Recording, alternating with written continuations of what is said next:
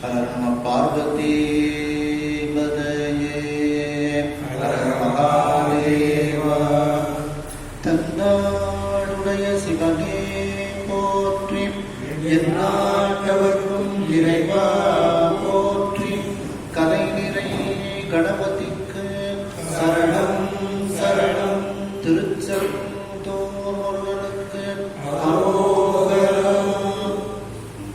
கையிலாய பரம்பரையில் சிவஞான போதனரை காட்டும் பெண்ணை பயில் வாய்மைகள் தான் சந்ததி கொமையான வாமுபாயே. குயிலாரும் பொழில் திருவாவடு துறைவாள் குரு நமச்சிவாய தேவன். சயிலாதி மரபுடையும் திருமரபு நீரோடை தழுகமாதோ.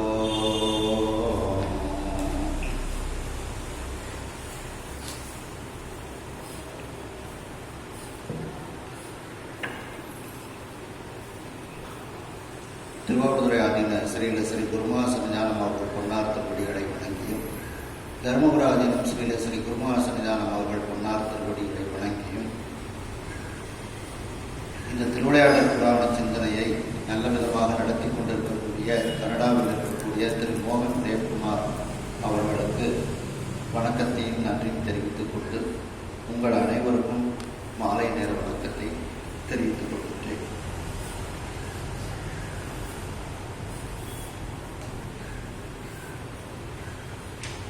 சூதமுனிவர் கைலாயத்தில் இருக்கக்கூடிய ஒரு மண்டபத்தில் இருக்கின்றார்கள். அப்பொழுது பல முனிவர்கள் அங்கே வந்து சூதமுனிவரிடத்தில் மூர்த்தி தலம் தீர்த்தம் சிறப்பு வாய்ந்த ஒரு தலத்தை எங்களுக்கு கூறுங்கள் என்று கேட்கின்றார்கள். உடனே அவர்கள் அது திரு ஆலவாய் என்று அருள் செய்கின்றார்கள். அந்த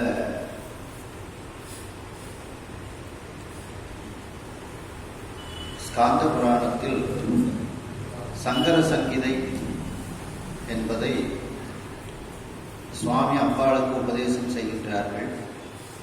அந்த அம்பிகையோடு இருந்து முருகப்பெருமான் அம்பிகையினுடைய மடியிலிருந்து அதை அவர் கேட்டு தெரிந்து கொள்கின்றார். அந்த சங்கர சங்கீதையை முருகப்பெருமான் அகத்தியருக்கு உபதேசம் செய்கின்றார். அதிலிருந்து அது அகத்திய சங்கீதை என்று ஆகின்றது. சூதமுனிவர் அங்கே இருக்கக்கூடிய முனிவர்களுக்கு எடுத்து கூறுகின்றார். அப்பொழுது இந்த மூர்த்தி தலம் தீர்த்தம் சிறப்பு வாய்ந்தது மதுரை என்று சொல்லப்பட்டிருக்கின்றது என்று சூதமுனிவர் கூறுகின்றார். அந்த மதுரையில் அந்த நடந்த திருவிளையாடல்களை எல்லாம் எங்களுக்கு சொல்ல வேண்டும் என்று சூதமுனிவர் கேட்கின்றார். சூதமுனிவரிடத்தில் மற்ற முனிவர்கள் எல்லாம் கேட்கின்றார்கள். உடனே சூதமுனிவர் சொல்ல ஆரம்பிக்கின்றார்.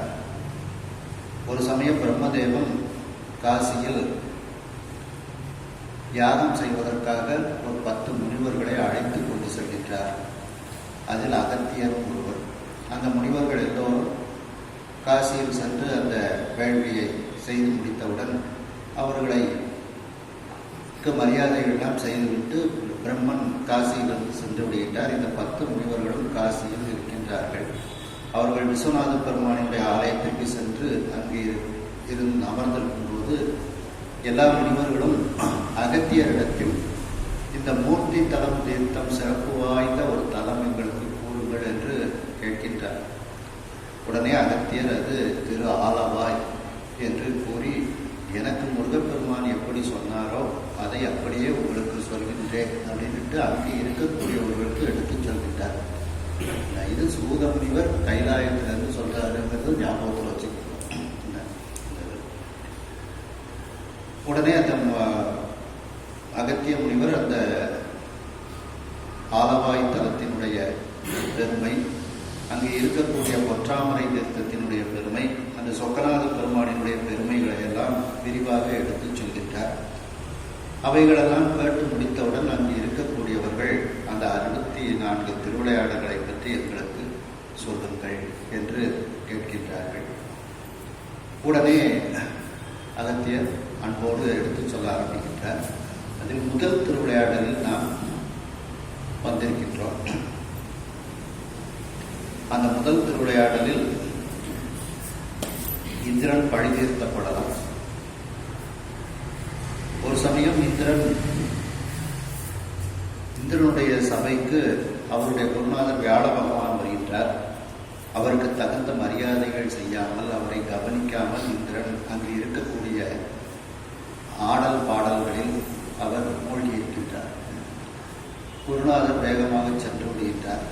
அந்த பாவம் அவருக்கு பிடித்தவுடன் இந்திரலோகம் தன்னுடைய பொலிவு குன்றுகிறது. இதை அறிந்த இந்திரன் குருநாதனை தேடுகின்றார். குருநாதர் எங்கும் கிடைக்கவில்லை. உடனே பிரம்மதேவனிடத்தில் செல்கின்றார். பிரம்மதேவன் மனதில் ஒரு சூழ்ச்சியை வைத்துக் கொண்டு அந்த வியாழ பகவான் உனக்கு திரும்ப அவரை சந்திக்கும் வரையில் நீ துவட்டாவினுடைய மகன் விச்சுவ உருவன் என்பவனை நீ குருவாக வைத்துக்கொள் என்று அந்த அசுரனை குருவாக ஏற்றுக்கொள்ளக் கூறுகின்றார். உடனே இந்திரனும் அவனை குருவாக ஏற்று தேவர்களுக்கு ஒரு நல்ல நன்மை ஏற்படும் பொருட்டு ஒரு வேள்வி செய்ய சொல்கின்றார். அந்த விச்சுவ உருவன் மனதில் அசுரர்களுக்கு நன்மை ஏற்படும் பொருட்டு அந்த வேள்வியை செய்கின்றார். அதை தெரிந்து கொண்ட இந்திரன் அவருடைய தலைகள் 3 தலைகளையும் கட்டிவிடுகின்றார். அந்த 3 தலைகளும் 3 பறவைகளாக மாறிவிடுகின்றது. அதனால் இந்திரனுக்கு பிரம்மகத்தி தோஷம் பிடிக்கின்றது. அந்த பிரம்மகத்தி தோஷத்தை தேவர்கள் எல்லோரும் சேர்ந்து ஒரு 4 விதமான பொருட்களில் அதை ஊற்றி விடுகின்றார்கள். இந்திரன் பழையபடி பொலிவோடு இருக்கின்றார். இதை தெரிந்து கொண்ட துவட்டாவிற்கு கோபம் வந்து இந்திரனை அழிப்பதற்காக ஒரு வேள்வி செய்து அந்த வேள்வியிலிருந்து விருத்திராசூரன் என்பவனை உருவாக்கின்றார். அந்த விருத்திராசூரனை இந்திரனை போய் அழித்து விட்டுவா என்று அனுப்பி வைக்கின்றார். இந்திரனுக்கும் விருத்திராசூரனுக்கும் கடுமையான போர் நடைபெறுகின்றது. விருத்திராசூரன் இந்திரனை மார்பில் ஒரு உலக்கையை வைத்து அடித்தவுடன் இந்திரன் மூர்ச்சை அடைத்து விழுந்து விடுகின்றார். இந்த விருத்திராசூரனை நம்மிடத்தில் இருக்கக்கூடிய படைகளை கொண்டு வெல்வது என்பது மிகவும் கடினம் என்று தெரிந்து கொண்டு அவன் உடனே பிரம்மலோகத்திற்கு செல்கின்றான். பிரம்மா வைகுண்டத்திற்கு திருமாலிடத்தில் அழைத்து செல்கின்றார். திருமால் நீ ததீசி முனிவரிடத்தில் சென்று அவருடைய முதுகுத்தண்டு அதில் எல்லா தேவர்களுடைய ஆயுதங்களும் இருக்கின்றது, அதை கேட்பாயாக என்று கூறுகின்றார். உடனே இந்திரன் ததீசி முனிவரிடத்தில் வந்து அந்த முதுகுத்தண்டை கேட்கின்றான். அவரும் தன்னுடைய உயிரை மாய்த்து கொண்டு அந்த முதுகுத்தண்டை கொடுத்து விடுகின்றார். அதை வைத்து ஒரு வஜ்ராயுதம் செய்து இருவருக்கும் போர் நடைபெறுகின்றது. அந்த போரில் அந்த விருத்திராசுரன் இந்த ததீசி முனிவர் என்கின்ற அந்த வஜ்ராயுதத்தை இந்திரன் பிரயோகப்படுத்தியவுடன் அதை எப்படியும் அழித்துவிடும் என்று தெரிந்து கொண்டு விருத்திராசுரன் கடலில் போய் ஒளிந்து கொள்கின்றான். இந்திரன் கடல் முழுக்க தேடுகின்றான், காண முடியவில்லை. உடனே அவன் மீண்டும் பிரம்மதேவனிடத்தில் சென்றவுடன் அகத்தியரை போய் பார் என்று கூறுகின்றார். அகத்தியரிடத்தில் வந்து உதவி கேட்டவுடன் அகத்தியர் அந்த கடலை ஒரு சிறு உளுக்கு அளவிற்கு சுருக்கி கடலை குடித்து விடுகின்றார். இப்பொழுது அந்த விருத்திராசுரன் இருக்கக்கூடிய இடம் தெரிந்து இந்த வஜ்ராயுதத்தை பிரயோகப்படுத்தி கொன்று விடுகின்றார். இந்த பிரம்மகத்தி தோஷம் அவரை பிடிக்கின்றது. இந்த பிரம்மகத்தி தோஷத்திலிருந்து தப்பிக்க வேண்டும் என்பதற்காக ஒரு தாமரை மலரில் இருக்கக்கூடிய தன்னில் ஒரு நூல் அந்த இழையில் போய் அவர் ஒளிந்து கொள்கின்றார். இப்பொழுது தேவர்கள் எல்லோரும் இந்திரலோகத்தில் இந்திரன் இல்லாததனால் பூமியில் இந்திரனுக்கு சமமாக தவம் செய்தவன் நகுடன் என்பவன். அந்த நகுடனை அவர்கள் இந்திரனாக ஆக்குகின்றார்கள். அந்த நகுடன் இந்திராணியை அழைத்து வாருங்கள் என்று கூறுகின்றார். இந்திராணி உடனே தன்னுடைய குருநாதரிடத்தில் நான் எப்படி வேறு ஒரு ஆடவன் அழைக்க நான் எப்படி செல்வது என்று கேட்கின்றார். உடனே சப்த ரிஷிகள் வந்தால் பல்லக்கில் தூக்கி வந்தால் அவன்தான் இந்திரன் என்று ஏற்றுக்கொள் என்று கூறுகின்றார். உபாயம் கூறுகின்றார். உடனே அதே போன்று சொல்கின்றார். அந்த 7 சப்த ரிஷிகளும் பல்லக்கு சுமந்து வர அதில் நகுடன் வீற்றிருக்கின்றார். வேகமாக செல்லுங்கள் என்று உத்தரவிடுகின்றார். அதில் ஒருவராக இருந்த அகத்திய முனிவருக்கு மீண்டும் கோபம் உண்டுகிறது. நீ பாம்பாக மாறக்கடலா என்று சாக முடிகின்றார். உடனே அந்த நகுடன் என்கின்ற இந்திரன் பாம்பாக மாறிவிடுகின்றார். தேவர்கள் எல்லோரும் மீண்டும் தங்களுடைய குருநாதரிடத்தில் நீங்கள் எங்களுக்கு அந்த பழைய இந்திரனையே எப்படியாவது அழைத்து வாருங்கள் என்று கூறிட்டார்கள். இந்த வியாழ பகவானும் அவன் ஒளிந்திருக்கக்கூடிய இடத்தில் சென்று இந்திரனை கூப்பிடுகின்றார். இந்திரனும் வருகின்றார். இப்பொழுது வியாழ பகவானிடத்தில் என்னுடைய இந்த பிரம்மகத்தி தோஷம் நீங்குவதற்கு வழி சொல்லுங்கள் என்று கேட்கின்றார். இந்த பாவத்தை போக்குவது பூமியில் சென்றுதான் நாம் போக்க முடியும், ஆகையெல்லாம் நாம் எல்லோரும் பூலோகத்திற்கு செல்வோம் என்று வியாழ பகவான் இந்த தேவர்கள் இந்திரன் எல்லோரும் பூமிக்கு வருகின்றார்கள். கைலாயத்திலிருந்து காசியெல்லாம் கடந்து இந்த கடம்பவனத்திற்கு நுழைந்த உடனேயே, சுவாமியை கூட பார்க்கல, கடம்பவனத்துக்கு நுழைந்த உடனேயே அவனுடைய பிரம்மகத்தி தோஷம் நீங்கி விடுகின்றது. உடனே குருநாதன் இந்த இடத்தில் கூறியவுடன் இங்கே பக்கத்தில் ஒரு புனித தீர்த்தம் இருக்கும், ஒரு புனித தலம் இருக்கும், ஒரு இறைவன் இருப்பார், அதை தேடி கண்டுபிடிங்கள் என்று சொல்கின்றார்கள்.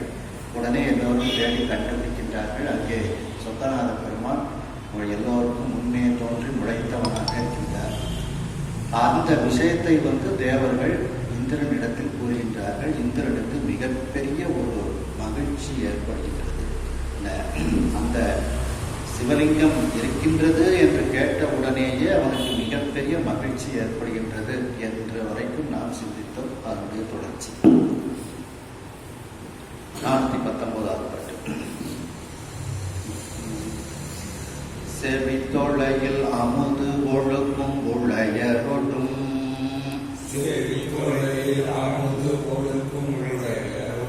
வழி கொண்டு சென்னி மேல் கை,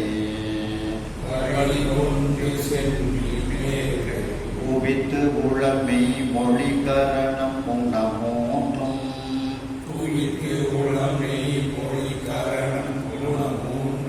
ஒன்றிதன் கொடிய பாவம், அவித்து உள் அயர்வு ஒழிக்க முளைத்து அருள் புரி மேல்,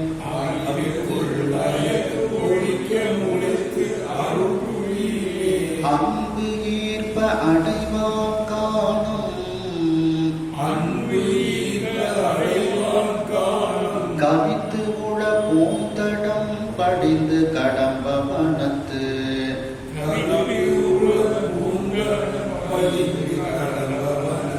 உளை நுழைந்த கவலை தீர்வான்.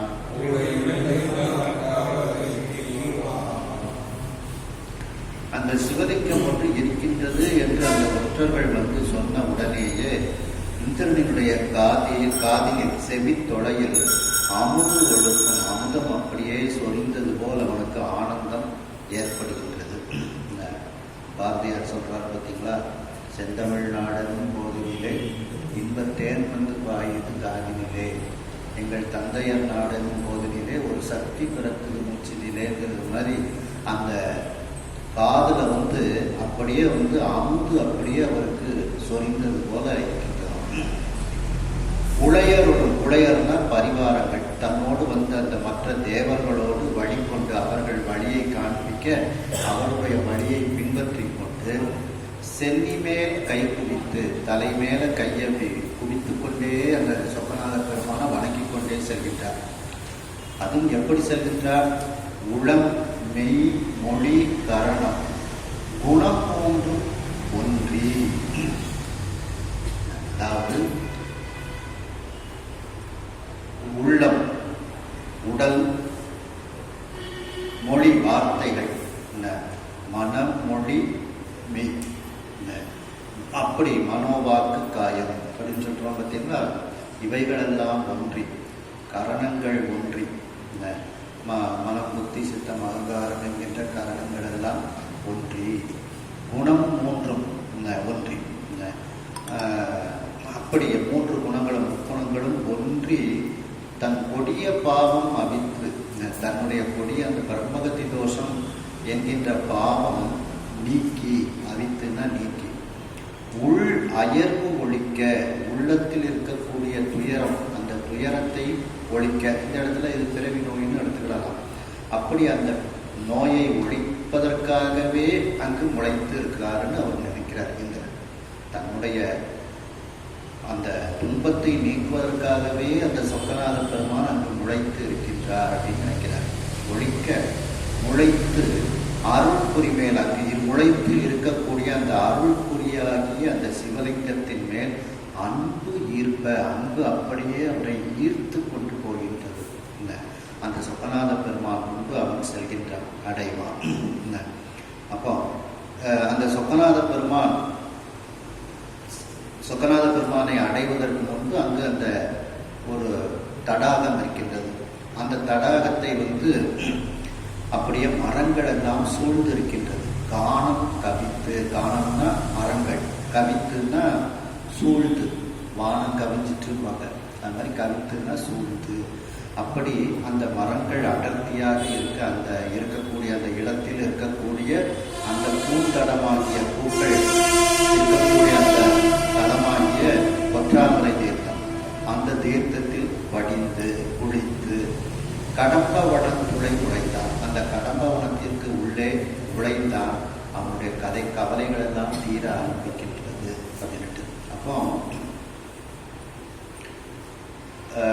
பெரிய புராணத்தில் சொல்கிறாங்க பார்த்தீங்களா, 5 பேரையும் கண்களே கொள்ள, அளப்பரும் காரணங்கள் 4, சிந்தையே ஆக, குணமுறு 3, திருந்து சாத்துவியமே ஆக, இந்து வாழ் சடையா நாடும் ஆனந்த எல்லையில் தன் பெரும்பூத்தும் வந்தவே என்ற வெள்ளத்துள் மாறிலா முயற்சியும் வளர்த்தார். அந்த பாட்டு தான் இதற்கு சரியான இடம். அது 2வது, அந்த கோயிலுக்கு உள்ளே இருக்கக்கூடிய சிவலிங்கத்தை அப்படியே நாம் இறைவனாகவே நினைக்கும் போது அங்கே இறைவன் இருக்கின்றான் அப்படின்னுட்டு சிவஞான சித்தியாரில் பார்த்தீங்கன்னா 325வது பாட்டில் சொல்கிறாங்க. திருக்கோயில் உள்ளிருக்கும் திருமேனி தன்னை சிவன் எனவே கண்டவர்க்கு சிவன் உறைவன் அங்கே அப்படின்ட்டு. அதுபோல அந்த சொக்கநாத பெருமான் அந்த அருள்புரியாக இருக்கக்கூடிய அந்த சிவலிங்கத்தை பார்த்த உடனேயே அவனுக்கு மிகுந்த பேரானந்தம் ஏற்படுகின்றது. அடுத்த பாட்டு பாருங்க.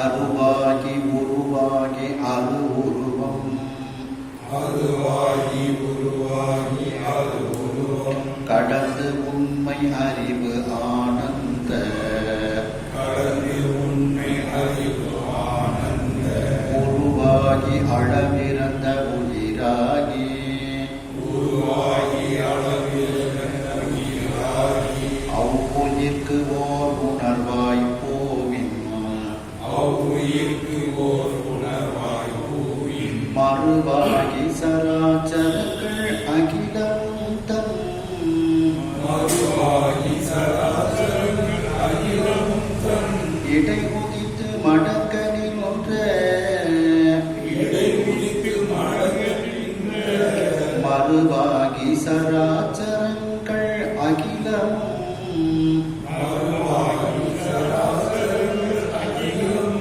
தன்னிடை உதித்து மடக்கனில் ஒன்ற,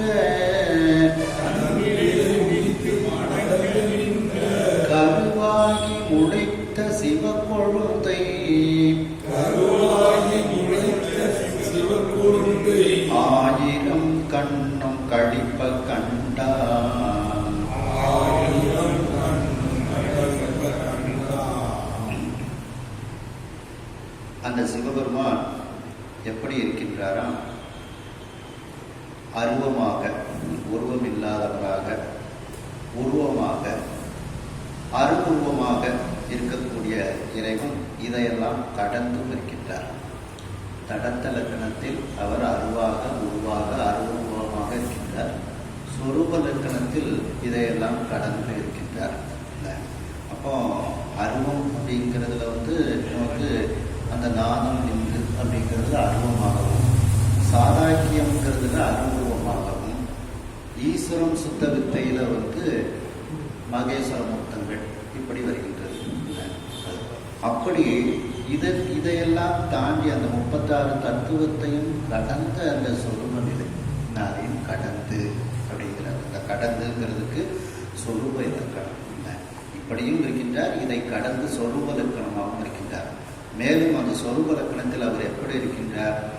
உண்மை அறிவு ஆனந்த உருவாகி சச்சிதானந்த உருவாகி அப்படி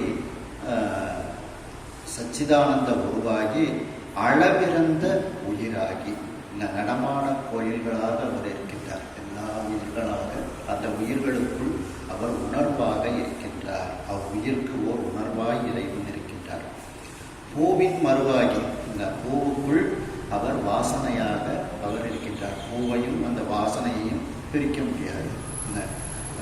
பூவின் மறுவாகி சராச்சரங்கள் அகிலமும் தன்னிடை விதித்து சராச்சரங்கள்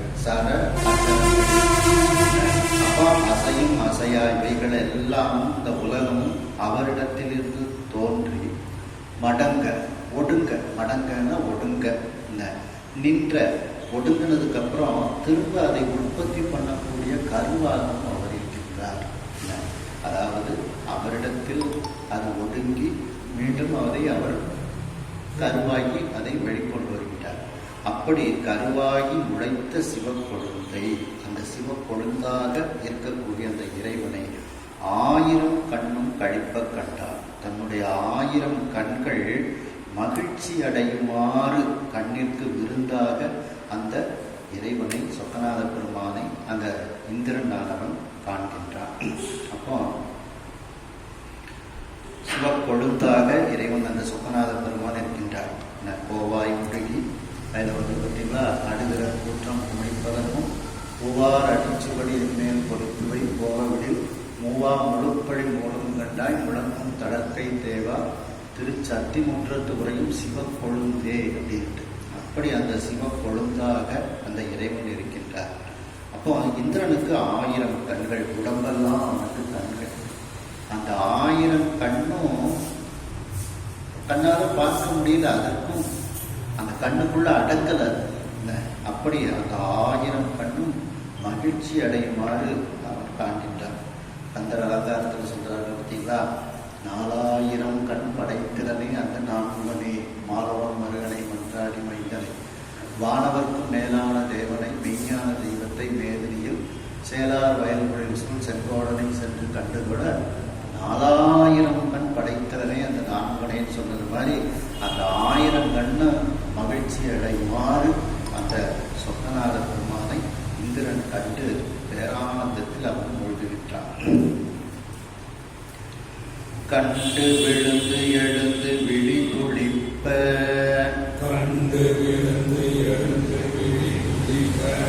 எழு கழிப்பு என்னும் கடலில் ஆழ்ந்து விண்டு மொழி தழுதழுப்ப உடல் பணிப்ப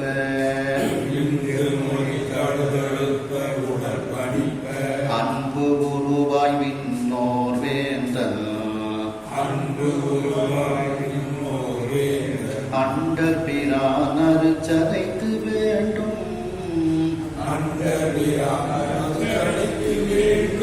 உபகரணம் எல்லாம் அகல்வான் எய்தி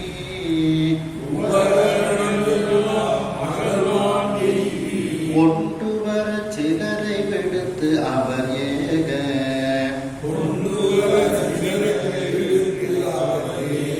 பின்னும் ஒரு குறைவு தீர்ப்பான். இப்ப அந்த சொக்கநாத பெருமானை, அந்த சிவலிங்க மூர்த்தியாக இருக்கக்கூடிய பெருமானை கண்டு விழுந்து எழுந்து கீழே விழுந்து அவன் எழுகின்றான். விழி துளிப்பு, அப்படியே கண்களில் கண்ணீர் வருகின்றது. எழு கழிப்பு என்னும் கடலில் ஆழ்ந்து, அப்படியே மகிழ்ச்சி உள்ளே எழுகின்றது. அது கடலாக ஆனந்த வெள்ளத்து அழுத்து வித்து அப்படின்றதுனால அப்படி அந்த மகிழ்ச்சி கடலில் அவன் அப்படியே ஆழ்ந்து விடுகின்றான். விண்டு மொழி தழுதழுப்ப, வரக்கூடிய அந்த வார்த்தைகள் எல்லாம் நான் புலர்வதனால் அப்படியே தழுதழுத்து அந்த புலர்வோடையே அவன் இறைவனை பாடுகின்றான்.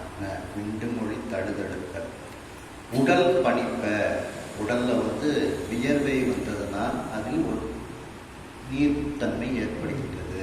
மெய்தான் அருந்தி விதிர் விதிர்த்து முன்வரையால் கடற்கு அப்படின்னு சொல்றாங்க. அப்படி உடல் பணிப்ப அவனுடைய உருவமே இப்போ அன்பு உருவமாக இருக்கின்றது. அன்பு உருவாய் அந்த விண்ணோர் வேந்தன் அந்த இந்திரன் அண்டர் உடனே அவன் நினைக்கின்றான், சரி சுவாமிக்கு பூஜை பண்ணணும். இந்த பூஜை பண்ணதுக்கு உடனே தேவர்களை கொஞ்சம் பேரை கூப்பிட்டு நீங்கள்லாம் விண்ணுலகத்திற்கு சென்று பூஜைக்குள்ள சாமான்லாம் எடுத்துட்டு வாங்க அப்படின்னு சொல்லி அனுப்பி வைக்கின்றான். அந்த விண்ணோர் வேந்தன் அண்டர்பிரான் அர்ச்சனைக்கு வேண்டும். இந்த அண்டத்துக்கெல்லாம் தலைவனாக இருக்கக்கூடிய அந்த சொக்கநாத பெருமானினுடைய அர்ச்சனைக்கு தேவையான அந்த உபகரணங்கள் எல்லாவற்றையும் அகல்வான் எய்தி தன்னுடைய இந்திரலோகத்திற்கு போய், அகல்வான்னா அந்த இந்திரலோகம், அந்த இந்திரலோகத்தை அடைந்து கொண்டு வர சிலரை விடுத்து, அங்கேருந்து இந்த இதுகளெல்லாம் நீங்கள் பூஜைக்கு எடுத்துட்டு வாங்க அப்படின்னு சொல்லி அனுப்பி வைக்கிறான். கொண்டு வர சிலரை விடுத்து அவர் அவர்கள் உடனே இந்திரலோகத்திற்கு போகின்றார்கள். பின்னும் ஒரு குறைவு தீர்ப்பான். அவன் மனசுக்குள்ள அதுக்கப்புறம் ஒரு சுவாமிக்கு இப்படி ஒரு கோயில் மாதிரி விமானம் இல்லாமல் இருக்குது அப்படிங்கிற ஒரு குறைவை மனதில் நினைத்து அந்த குறையை தீர்க்க வேண்டும் அப்படின்ட்டு அவன் மனதில் நினைக்கின்றான். சுவாமி இருக்கிறாரு, சுவாமிக்கு ஒரு கோபுரம் இருக்கணும் அப்படிங்கிற ஒரு குறைவு அவனுக்கு மனசுக்குள்ள இருக்கு. கோபுரம் இல்லாமல் கோயில் இல்லாமல் இருக்கிறாரு அப்படின்ட்டு நினைக்கின்றான்.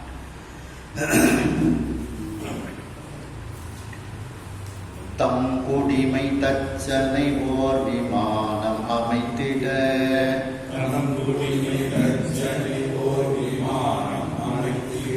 எடுத்து அத்தடத்தின் பால் போய்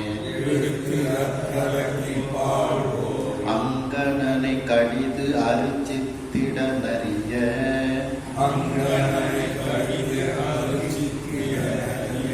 மலர் கிடையாது அயர்வான் அந்த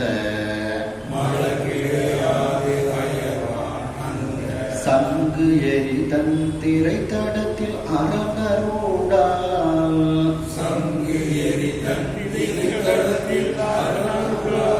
பல பரிதி சரதி ஒன்றில் பொங்கு கதிர் பரப்பி முளைத்தால் என்ன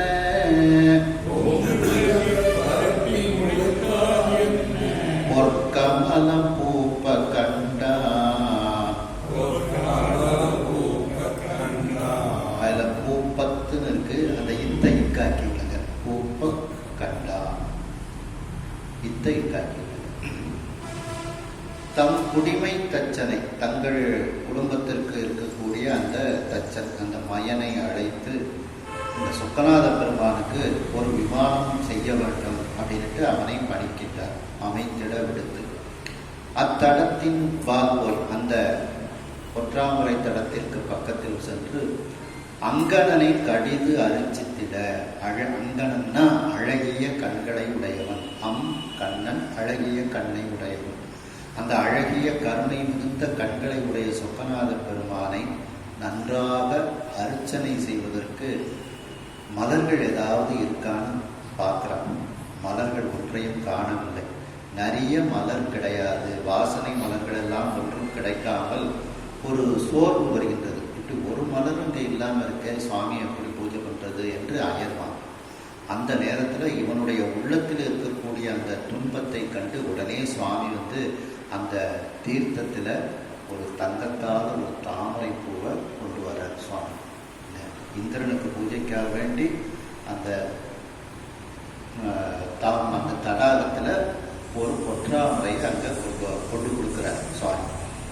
அந்த சங்கு எரித்தன் திரைத்தடத்தில் அந்த சங்குகளெல்லாம் அந்த கரைக்கு சேரக்கூடிய குளிர்ச்சி பொருந்திய அலைகளை உடைய திரைன அலைகளை உடைய அந்த தடம், அந்த குளத்தில் அரண்அருளால் அந்த சொக்கநாத பெருமானினுடைய திருவருளால் பல பரிதி பல சூரியன் கடலில் ஒன்றாக தோன்றி அதனுடைய கதிரை பொங்கக்கூடிய கதிரை பரப்பி முளைத்தது போல அந்த பொற்றாமரை ஒன்று அந்த குளத்திலிருந்து அப்படியே பூத்து வெளியே வருகின்றது.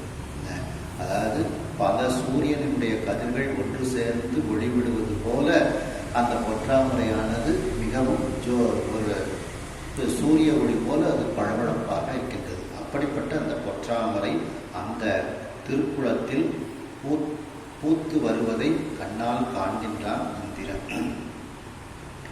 அன்பு தலை சிறப்ப மகிழ்ந்து ஆடினான்.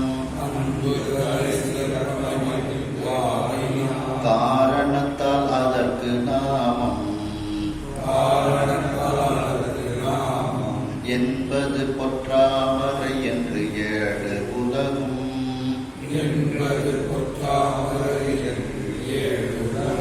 பொலிக என இசைத்து பின்னும் மின்பது மத்தடம் புடைத்து பொற்கமலம்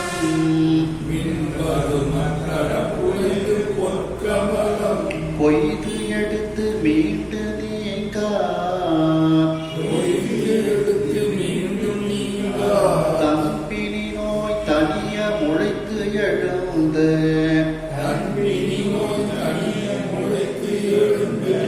முழு முதல் மருந்தின் தன்பால் வந்து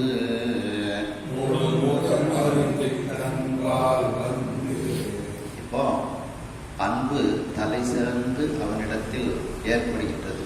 இந்த மிகச்சிறந்த அன்பு சொக்கநாத பெருமானிடத்தில் ஏற்பட்டவுடன் அவன் மகிழ்ச்சியால் ஆடினான். ஏன்னா மனசுக்குள்ள நினைக்கிறான், உடனே கோவிலேயே சுவாமியை பூஜை பண்ணதுக்கு நினைச்ச உடனே அந்த கவலையை சுவாமி தீர்க்கிறார். உடனே ஒரு பொற்றாமரை வருகின்றது. அதை பார்த்தவுடன் மகிழ்ச்சியால் அவன் ஆடுகின்றான். இப்படி இந்த பொற்றாமரை இந்த குளத்திலிருந்து வந்ததனால் இனி வரும் காலங்களிலும் இந்த தீர்த்தத்திற்கு பொற்றாமரை தீர்த்தம் என்ற பெயர் எங்கும் ஏழு உலகத்திலும் அந்த பெயர் நிலைத்து இருக்கட்டும், அந்த பெயர் பொலித்து இருக்கட்டும் அப்படின்ட்டு அவன் அதற்கு ஒரு நாமத்தை சூட்டுகின்றான். அதற்கு நாமம் காரணத்தால், பொற்றாமரை தோன்றிய காரணத்தால் அதற்கு நாமம் அந்த புனித தீர்த்தத்திற்கு பெயர் என்பது பொற்றாமரை என்று ஏழு உலகம் பொலிக என இசைத்து ஏழு உலகத்திலும் இந்த பெயர் பொலிவோடு நிலைத்து இருக்கட்டும் என்று அவன் கூறுகின்றார். மீண்டும் பின்னும் மின் பதும தடம் உடைத்து அந்த மின்னலை போன்று ஒளிவிடக்கூடிய பதுமம்னா தாமரை, அந்த பொற்றாமரை பூத்த அந்த குளத்தில் குடைந்துன்னா குளித்து பொற்கமலம் கொய்து எடுத்து அந்த தங்க தாமரையை அப்படியே அவன் பீத்து எடுக்கின்றான், கொய்து எடுக்கின்றான். எடுத்து அந்த குளத்தில் இருந்து மீண்டு வெளியே வந்து நீங்கா தன் பிணி நோய் தனிய, தன்னை விட்டு நீங்காமல் தன்னை தொடர்ந்து வரக்கூடிய அந்த பிரம்மகத்தி தோஷம் இல்லை, தன் பிணி நோய் தனிய இல்லை, இதில் பிரம்மகத்தின்னு எடுக்கலாம், பிறவி நோயின்னு எடுத்துக்கலாம். இல்லை பிணி அப்படிங்கிறது ஏன்னா பிரம்மகத்தி போயிருது, இப்போ நீங்குது. அப்போ முதல்ல உள்ள பிணி பிறவி நோய், ரெண்டாவது நோய் பிரம்மகத்தி அப்படின்ட்டு.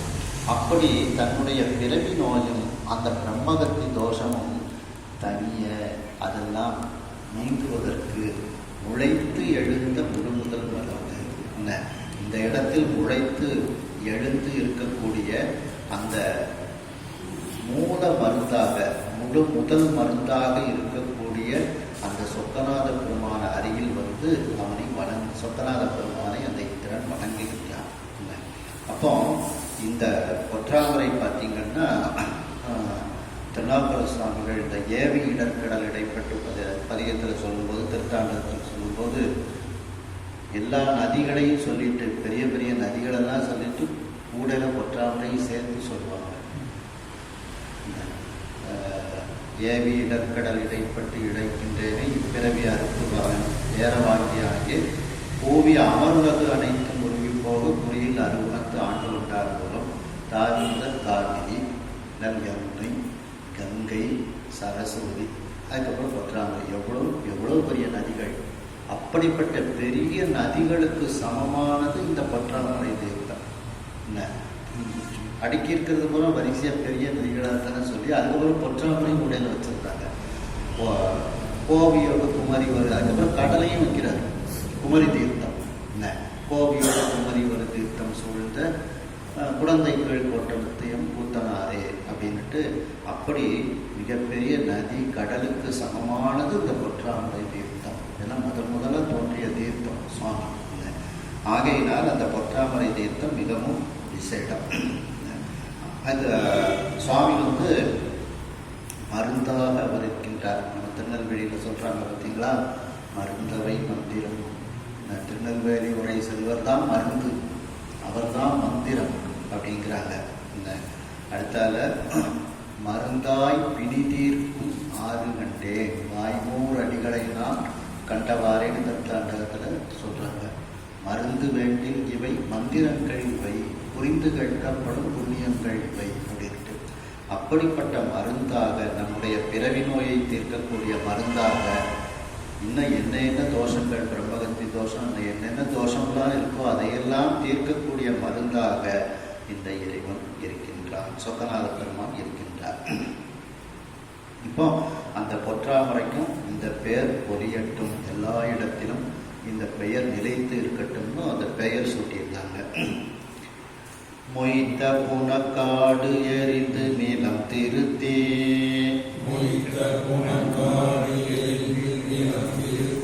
வரும் அளவில் முளைத்த ஞான வித்தனைய சிவ கொழுந்தின் திருமுடியில் பரிதிகரம் மெல்ல தீண்ட சித்தம் நெகிழ்ந்து இந்திரன் பெண் கவிகை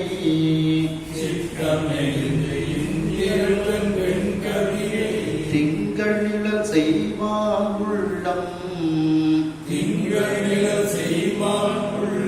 வைத்தனன் அப்போது இரவி மண்டலம் போல் எழுந்ததொரு மணி விமானம்.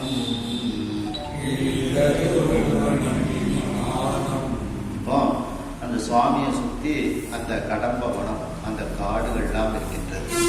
அதுவும் அடர்த்தியாக இருக்கின்றது. மொய்த்த அப்படின்னா அடர்த்தியாக இருக்கக்கூடிய அந்த காடுகளை, குணக்காடுகள், அங்கு இருக்கக்கூடிய மரங்களை எல்லாம் வெட்டி அதை திருத்தி அமைக்கின்றார். எரிந்து நிலம் திருத்தி, நிலத்தை சமப்படுத்தி, ஒழுங்கு இல்லாத நிலத்தை எல்லாம் சமப்படுத்தி அவர் செய்கின்றார். நிலம் திருத்தி வரும் அளவில் இப்படி செய்யக்கூடிய அந்த நேரத்தில் முளைத்த ஞான வித்து அணைய, அங்கு முளைத்து இருக்கக்கூடிய ஞான விதையாக இருக்கக்கூடிய அந்த சிவக்கொழுந்தாக இருக்கக்கூடிய சொக்கநாத பெருமான், அவர் திருமுடியில இப்போ சூரியனுடைய கதிர்கள் அப்படியே மெல்ல படுது. ஏன்னா இதுவரைக்கும் மரங்கள் அடர்த்தியா இருந்துச்சு. இப்போ இந்த மரத்தை எல்லாம் அவர் இருக்கிற இடத்துல கொஞ்சம் திருத்தி அமைக்கிறாரு. உடனே சூரியனுடைய கதிர்கள் சுவாமி தலையில படுது. சிவக்கொழுந்தின் திருமுடியில், அந்த சொக்கநாத பெருமானினுடைய திருமுடியில் பரிதி கரம், பரிதின சூரியனுடைய கரம் அப்படியே அவர் கையால மெல்ல தீண்டுகின்றாரான் சுவாமியை. அதாவது சூரியன் வந்து பூஜை பண்ணதுக்கு வராரு, ஆனாலும் இவருக்கு மனசுக்குள்ள சுவாமி மேல இப்படி வெயில் அடிக்குது அப்படின்னு மனசுக்குள்ள அந்த ஒரு உருக்கம். எப்படி வந்து கண்ணப்ப நாயனாருக்கு சுவாமி கண்ணிலேருந்து இப்படி ரத்தம் வருது அப்படின்ட்டு ஒரு பரிவு ஏற்படுகின்றதோ, அதுபோல இந்த இந்திரனுக்கு இப்போ அது அப்படியே மனசு வந்து ஒரு மாதிரி வேதனைப்படுது. சுவாமி தலையில அப்படியே வெயில் அடிச்சுக்கிட்டே இருந்தா என்ன ஆகும் அப்படின்னு பருத்திக்கரம் மெல்ல தீண்ட சூரியன் தன்னுடைய கிரணங்களால் தன்னுடைய கரத்தினால் மெல்ல சொக்கநாத பெருமானை தீண்ட சுவாமியினுடைய திருமுடியில் வெயில் விழுகின்றது. உடனே அவனுக்கு இந்திரனுக்கு சித்தம் நிகழ்ந்து, மனசு அப்படியே நிகழ்ந்து, சுவாமி மேல இப்படி வெயில் பட்டா என்ன ஆகுது அப்படின்னு அவன் நினைக்கின்றான். உடனே நினைச்சது மட்டுமல்லாம அவன் ஒரு வெண்கொற்ற குடை வைத்திருக்கின்றான். அந்த வெண்கொற்ற குடையை சுவாமிக்கு வெயில் படாம அவருக்கு பின்னால் வச்சிருவோம் அப்படின்னு அவன் மனதால நினைக்கின்றான். வச்சிடணும் அப்படின்ட்டு வச்சிருவான். அதுக்கு முந்தி விமானம் வந்துடுது. அப்போ மனசுக்குள்ள நினைக்கிறான், இந்திரன் தன் வெண் கவிகை திங்கள் நிழல் செய்வான் உள்ளம் வைத்தனன். அந்த இந்திரன் என்ன நினைக்கின்றான், சுவாமி மேல வெயில் படக்கூடாது, அதனால தன்னுடைய வெண் கவிகை, அந்த கவிகைனா குடை, தன்னுடைய அந்த வெண்கொற்ற குடை அப்படி சந்திரனை போல குளிர்ச்சியாக இருக்கின்றது. அந்த திங்கள் நிழல், அந்த சந்திரனை போல குளிர்ச்சியான நிழலை செய்யக்கூடிய அந்த குடையை சுவாமிக்கு பின்னால, சுவாமி தலைக்கு மேல வைக்கணும் அப்படின்னு சொல்லி அவன் மனதில் நினைக்கின்றான். நிழல் செய்வான் உள்ளம் வைத்தன. உள்ளத்தில் அந்த நினைப்பு வருகின்றது.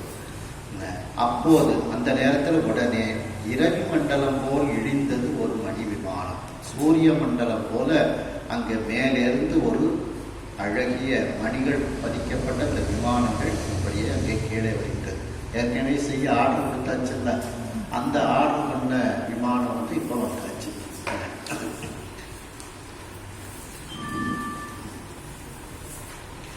கிரி எட்டும் என மழையை கிழித்து எட்டும்,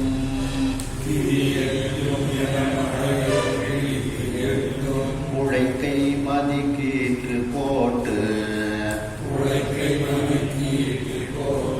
கரியட்டும் சினமடங்கள் நாள் எட்டும்,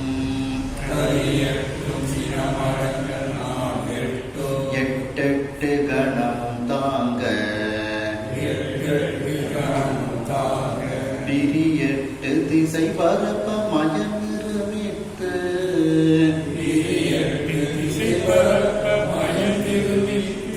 உதவிய அவ்விமானம் சாத்தி, அரியெட்டு திருவுருவ பரச்சுடரை,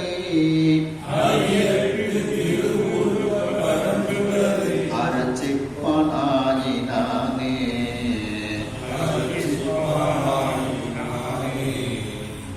அதாவது இப்போ அந்த விமானத்துல வந்து 8 யானைகள் வந்து தாங்கி கொண்டு இருக்கின்றது. கரி எட்டும் 3வது வரியில இருக்கீங்களா, கரினா யானைகள். அந்த யானைகள் 8 யானைகளும் தாங்கி கொண்டு இருக்கின்றது. அந்த 8 யானைகள் எப்படி இருக்கின்றது என்றால் மலை போல இருக்கின்றதாம். 8 மலைகள் தாங்குவது போல இருக்கின்றது. இந்த யானைக்கு இவ்வளவு போமானம் மேல 2 வரியும் கிரி எட்டும் என கரி தாங்க அப்படின்ட்டு.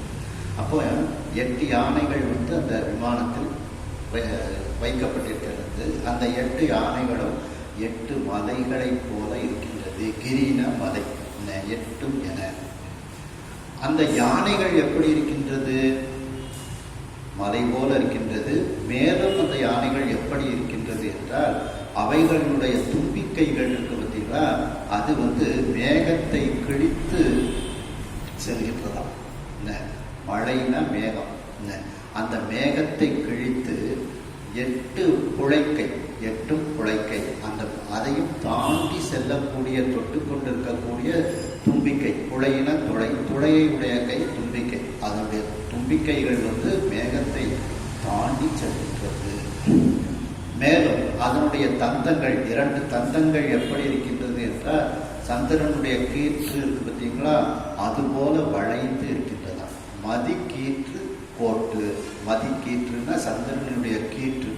அது எப்படி கோட்டுன்னா இந்த தந்தம், அப்படி அதனுடைய தந்தங்கள் எல்லாம் இருக்கின்றது. சந்திரனுடைய கீற்று போல அந்த தந்தங்கள் வளைந்து இருக்கின்றது. ஒரு கோட்டன் இரு செவியன் மும்மதத்தன் வருது பார்த்தீங்கன்னா, அந்த கோட்டு. அப்படி அந்த 8 யானைகள் அந்த விமானத்தை தாங்குகின்றது. மேலும் சின மடங்கள் 4 எட்டும். சினம் அப்படின்னா கோபம்னு எடுக்க முடியாது, வலிமை அப்படின்னு அர்த்தம் எடுக்கணும். அந்த வலிமை உடைய சிங்கங்கள், மடங்கள்னா சிங்கம், அது 32 சிங்கங்கள் அந்த கோபுரத்தில் அப்படியே பதிக்கப்பட்டிருக்கின்றது. அதான் சின மடங்கள் 4 எட்டு, 32 சிங்கம். 8 கணமும் தாங்க. 8 64, 64 சிவகணங்கள் அந்த கோபுரத்தில் இருக்கின்றார்கள். அவைகளெல்லாம் அவர்களெல்லாம் அந்த கோபுரத்தை தாங்க. விரி 8 திசை பரப்ப. அந்த கோபுரம் விரிந்த 8 திசைகளையும் பரப்பிக்கொண்டு தாங்கிக் கொண்டு அது இருக்கின்றது. அப்படி மயன் நிரூபித்து அந்த தேவதச்சன் இதை அந்த கோபுரத்தை அழகாக படைத்து உதவிய அவ்விமானம் சாத்தி கொடுத்த, உதவியன்னு கொடுத்த அந்த விமானத்தை அந்த சொக்கநாத பெருமானுடைய தலைக்கு மேல் அந்த கோபுரத்தை அமைக்கின்றார்கள், விமானம் சாத்தி. இப்போ இந்திரன் வந்து அந்த சொக்கநாத பெருமானை அர்ச்சிக்கின்றார். அந்த சொக்கநாத பெருமான் எப்படி இருக்கின்றார்? 8 திருவுருவமாக அவர் இருக்கின்றார். அரினா இந்த இடத்துல தேவேந்திரன் எடுத்துக்கிடணும். அரி 8 திருவுருவ பரந்துடரை அர்ச்சிப்பான் ஆயினானே. அந்த அரினா தேவேந்திரன், அந்த இந்திரன், அந்த 8 திருவுருவமாக அட்டமூர்த்தியாக இருக்கக்கூடிய மேலான சுடராக இருக்கக்கூடிய அந்த சுக்கநாத பெருமானை அவன் இப்பொழுது அர்ச்சிக்க ஆரம்பித்தான். அப்போ 8 மூர்த்தியாக திருநாவுக்கரசர் திருத்தாண்டத்தில் 2 திருத்தாண்டத்தில் சொல்றாங்க பார்த்தீங்களா? இருநிலனாய் தீயாகி நீருமாகி இயமானனாய் எரியும் காற்றுமாகி அருநிலைய திங்களாய் ஞாயிறாகி ஆகாசமாய் இட்டமூர்த்தியாகி பெருநலமும் குற்றமும் பெண்ணும் வானும் பிறர் உருவும் தம்முருவும் தாமியாகி நெருநிலையாய் இன்றாகி நாளையாகி நிமிர்வும் சதையடிகள் என்றவாறே அப்படின்ட்டு அந்த 8 மூர்த்திகளை இந்த முதல் பாட்டில் சொல்றார். இந்த நிலம், இந்த பஞ்ச பூதங்கள், இயமானம்னா உயிர்கூட்டங்கள், அதுக்கப்புறம் சூரியன், சந்திரன், இப்படி 8 மூர்த்தி. அதான் இந்த இதில் சொல்றார். 8 திருவுருவ பரஞ்சுடரை அந்த இறைவன் அந்த 8 அட்டமூர்த்தியாக இருக்கக்கூடிய சொக்கநாத பெருமானை இப்பொழுது இந்திரன் அரிச்சிட்டான் அப்படிங்கிறாங்க. முந்த அமருலகு அடைந்து பூசனைக்கு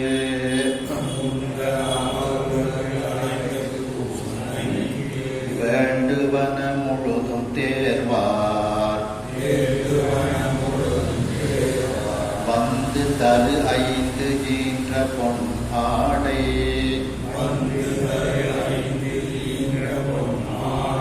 மின்குமிழும் மணி பூம்பாச சந்தன மந்தாகினி மஞ்சனம் தூங்கம்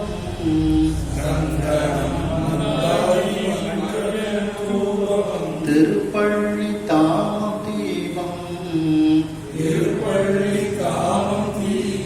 அந்தவில் ஆனைந்து நற்கனி தீண்டேன் திரு அமுதம் அனைத்தும் தந்தார். இப்ப ஏற்கனவே கொஞ்சம் பேரை அனுப்பி இந்த லோகத்துக்கு அனுப்பி பூஜைக்கு என்னெல்லாம் ஜாமான் வேணுமோ அவங்கள எடுத்துட்டு வாங்கன்னு அனுப்பியிருக்காங்க. அவங்களெல்லாம் இன்னும் கொண்டு வந்துட்டாங்க. ஏற்கனவே அமர் இந்த லோகத்திற்கு அனுப்பி வைத்த அமருலகு அடைந்து அவர்கள் தேவ உலகத்தை அடைந்து பூசணைக்கு வேண்டுவன அந்த சொக்கநாத பெருமானுடைய பூஜைக்கு என்னெல்லாம் வேண்டுமோ அதையெல்லாம் முழுதும் தேர்வார். முழுதும் அவைகளையெல்லாம் எடுத்துக்கொண்டு வந்து பூமிக்கு நேரியா வாராங்க, மதுரைக்கு வாராங்க. தரு 5 ஈன்ற பொன்னாடை. தருன்னா 5 மரங்கள். அந்த 5 மரங்கள் எதுன்னு அதிலே கொடுத்துருக்காங்க. அரிசந்தனம், கற்பகத்தரு, சந்தானம், பாரிஜாதம், மந்தாரம். அப்படி அந்த 5 மரங்கள் அவைகளெல்லாம் கேட்டதை கொடுக்கக்கூடியது. அந்த அவைகள் ஈன்ற பொன்னாடைகள், மின்குமிழும் மணிப்போன், மின்னலை போல ஒளி பொருந்திய மணிகள் கோர்க்கப்பட்ட ஆபரணங்கள், வாசம் மிகுந்த சந்தனம். அதான் வாச சந்தனம்னு போடுவாங்க. இந்த வெறுமன சந்தன மரம் சின்னதாக இருந்தால் வாசனையாக இருக்காது. அந்த சந்தன மரம் பக்கத்தில் போனால் வாசனை எப்போ வருதோ அதுதான் அப்போ தான் அது பக்குவம் அடைஞ்சிட்டுன்னு அர்த்தம். இந்த இவ்வளோ பெருசு வந்தால் தான் அது பக்குவம் அடைஞ்சதா அப்போ தான் வாசனையாக வரும். அது வரைக்கும் அதுக்கு வாசனை வராது. பக்கத்தில் போனால் வாசனை வரணும் சந்தன மரத்துக்கு. இல்லைன்னா அது சாதாரண மரக்கட்டை தான். வேறதான் சந்தன மரம் வாசனையாக இருக்காது. அது பருக்க ஒரு குறிப்பிட்ட அளவு பெருத்த உடனே தான் அதுக்கு வாசனையாக அங்கே வருகின்றது. அதனால தான் வாசச்சந்தனம் அப்படிங்கிறாங்க. மந்தாகினினா கங்கை நதி. அந்த மஞ்சனம், திருமஞ்சனம், வாசனாதி திரவியங்கள் எல்லாம் கலந்த அந்த தீர்த்தம் அப்படின்னு எடுத்துக்கிடலாம். இல்லை மந்தாகினி மஞ்சள்னு எடுத்துக்கலாம். கங்கை நீர்னு எடுத்துக்கலாம். தூபம், சுவாமிக்கு அந்த சாம்பிராணி, குங்குலியம் இதெல்லாம் திருப்பள்ளித்தாமம், மாலைகள், உதிரிப்பூக்கள், இவைகள், தீபம். அந்தவில் ஆணைந்தும் அந்த மிக உயர்ந்த அந்த பசுவிலிருந்து கிடைக்கக்கூடிய அந்த அபிஷேகத்திற்குரிய பொருட்கள் இவைகள். நறும் கனி, இனிமையான வாசனை இருந்த கனிகள். தீந்தேன், மிகவும் தித்திப்பான தேன். திரு அமுதம், நைவேத்தியங்கள் அனைத்தும் தந்தார்.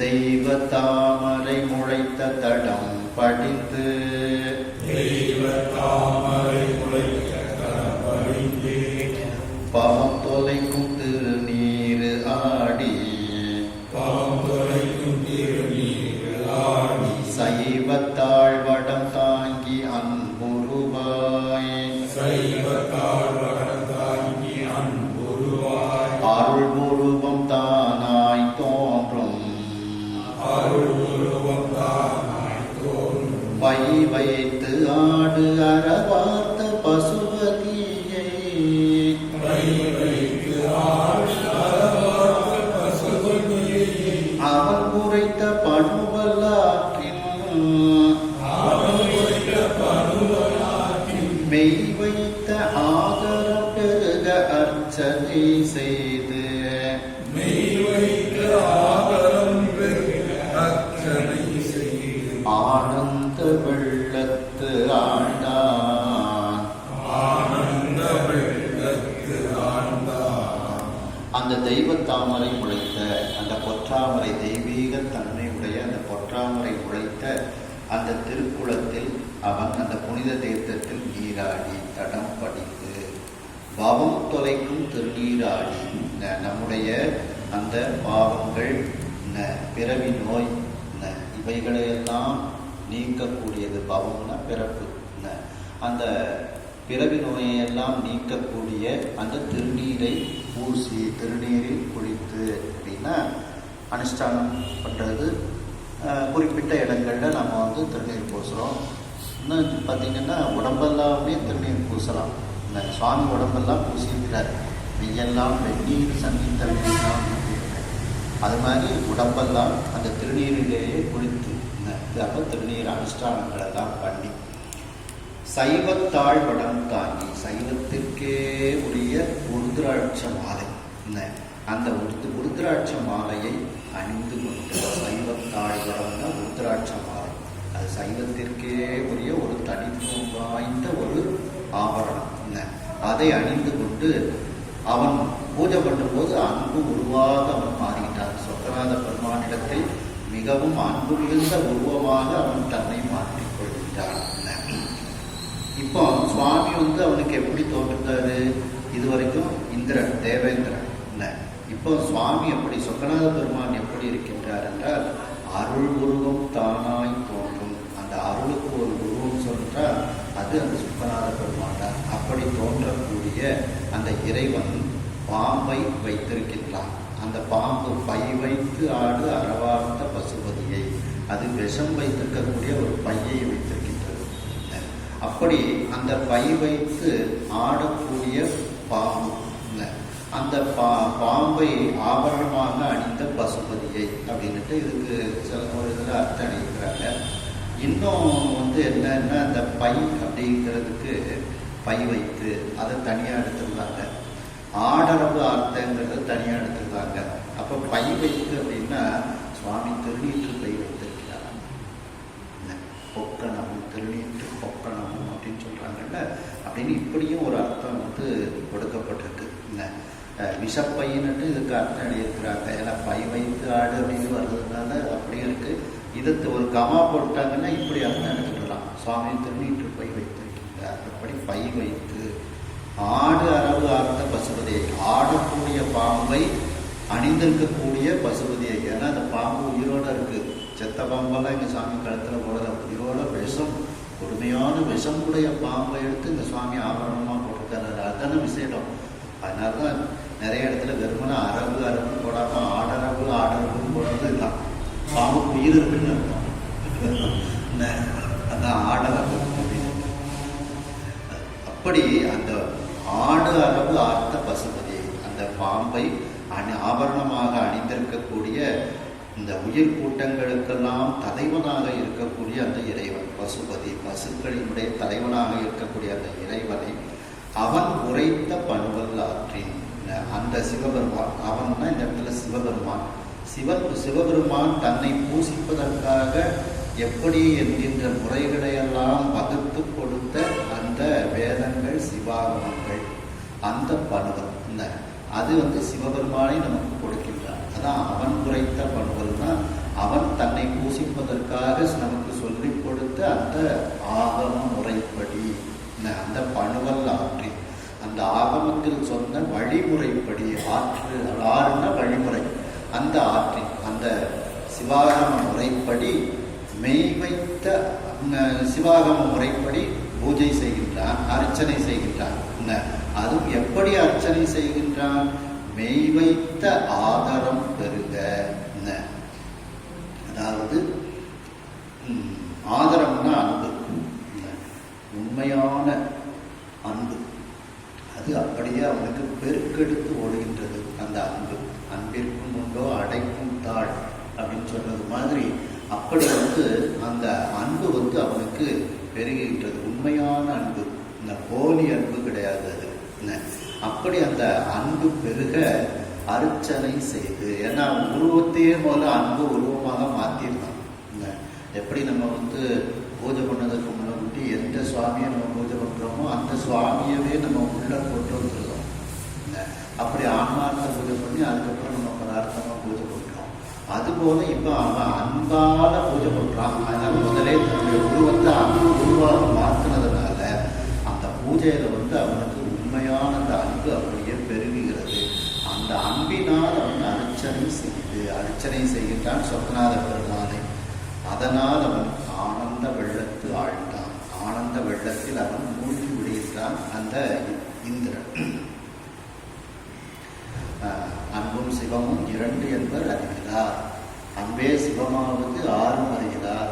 அன்பே சிவமாவது ஆறும் அறிந்தபின் அன்பே சிவமாய் அமர்ந்திருந்தாரே. அப்படி அந்த அன்பே சிவமாக ஆனந்த வெள்ளத்தில் அவன் மூழ்கி இருக்கின்றான். பாடார அட்டாங்க பஞ்சாங்க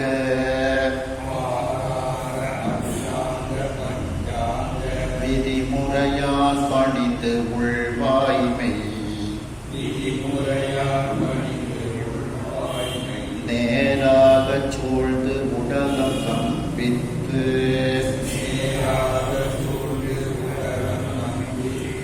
கும்பிட்டு நிறுத்தம் செய்து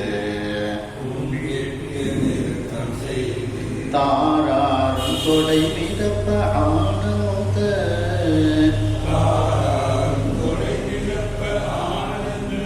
கண் அருவி ததும்ப நின்று அன்பு ஆராமை மீ கொள்ள அஞ்சலித்து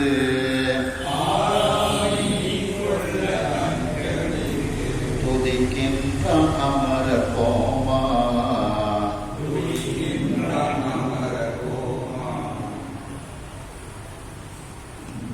பாரார அட்டாங்க பஞ்சாங்கம், இந்த பூமியில் விழுந்து அவன் அந்த அட்டாங்கம் பஞ்சாங்கம் 5 அங்கங்கள் கீழே தொடுமாறு, 8 அங்கங்கள் கீழே தொடுமாறு, பூமியை தொடுமாறு முறைப்படி அந்த சொக்கநாத பெருமானை விதிமுறையால், அப்படின்னா முறையான விதியால் கீழே விழுந்து நமஸ்காரம் செய்கின்றார் அந்த இந்திரன் பணிந்து.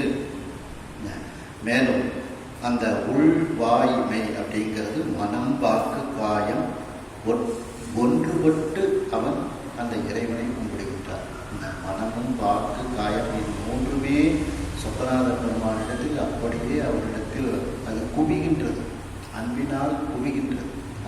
அது வேற 3ம் ஒன்னா சேர்ந்து இது மனம் ஒன்று நினைக்க வாக்கு ஒன்று சொல்லுங்கிறது இல்லை.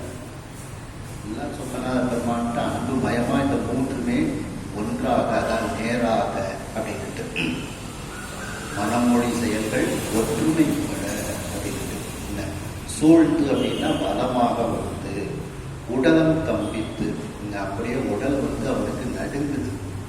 கம்பித்தல் அப்படின்னா நடுங்குதல்னு அர்த்தம். அந்த இறைவனை கும்பிட்டதுனால உடம்புல ஒரு விதிர்விதிர்ப்பு, ஒரு நடுக்கம் ஏற்படுகின்றது.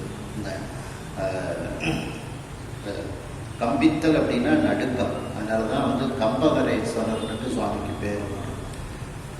இதுல திருபுவனத்துல அந்த சுவாமிக்கு மூலஸ்தானத்தில் உள்ள சுவாமிக்கு பேர் கம்பகரேஸ்வரர், நடுக்கம் தீர்த்தவர் அப்படின்ட்டு கம்பகரேஸ்வரர் அப்படின்ட்டு.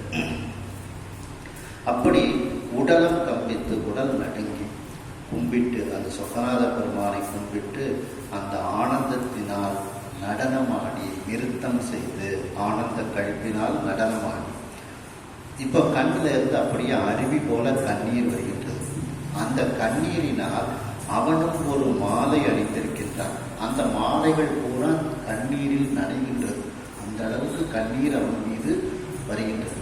தாராரும் தொடை மிதப்ப, அந்த தார்னா இந்த இடத்துல பூக்களால் கட்டப்பட்ட தொடைன மாலை, அந்த மாலையில் கண்ணீர் மிதப்ப, அப்படியே கண்ணீர் அந்த கண்ணிலேருந்து வரக்கூடிய கண்ணீர் அப்படியே அந்த மாலையில அப்படியே விழுகின்றது அவனுக்கு.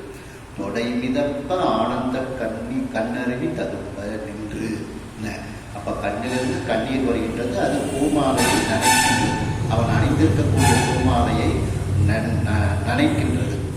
அன்பு ஆறாமை மேற்கொள்ள, அந்த அன்பு ஆறாமை மேற்கொள்ளன்னா அந்த அன்பு அனுபவம், அந்த அனுபவம் தெவிட்டாது அது அப்படியே மேம்பட்டு மேம்பட்டு அந்த அன்பு மேம்பாடு அடைகிறது. அதாவது ஆனந்த வெள்ளம் பற்றாது முற்றாது பணிநலமேன்னு சொல்ற மாதிரி இந்த அன்பு வெள்ளம் பற்றாது முற்றாது, அதனால தெவிட்டாது இருக்கின்றது. அப்படி அந்த அனுபவம், அந்த அன்பு ஆறாமை மேற்கொள்ள, அந்த அனுபவம் தெவிட்டாது அது மேலும் மேலும் வளர்ந்து கொண்டே இருக்கிறது. இந்த மீட்கொள்ளன்னா மேம்பாடு அடைந்து கொண்டே இருக்கின்றது. அஞ்சலித்து துதிக்கின்றான், இறைவனை வணங்கி அவன் துதிக்கின்றான், அஞ்சலி செய்து துதிக்கின்றான். அந்த அமரர் போவான், அந்த தேவர்களுக்கு தலைவனாகிய இந்திரன் இவ்வாறு சொக்கநாத பெருமானை மனமொழிமைகள் ஒன்றுபட அவரை துதிக்கின்றான். இப்ப துதித்து அர்ச்சனை செய்கின்றான்.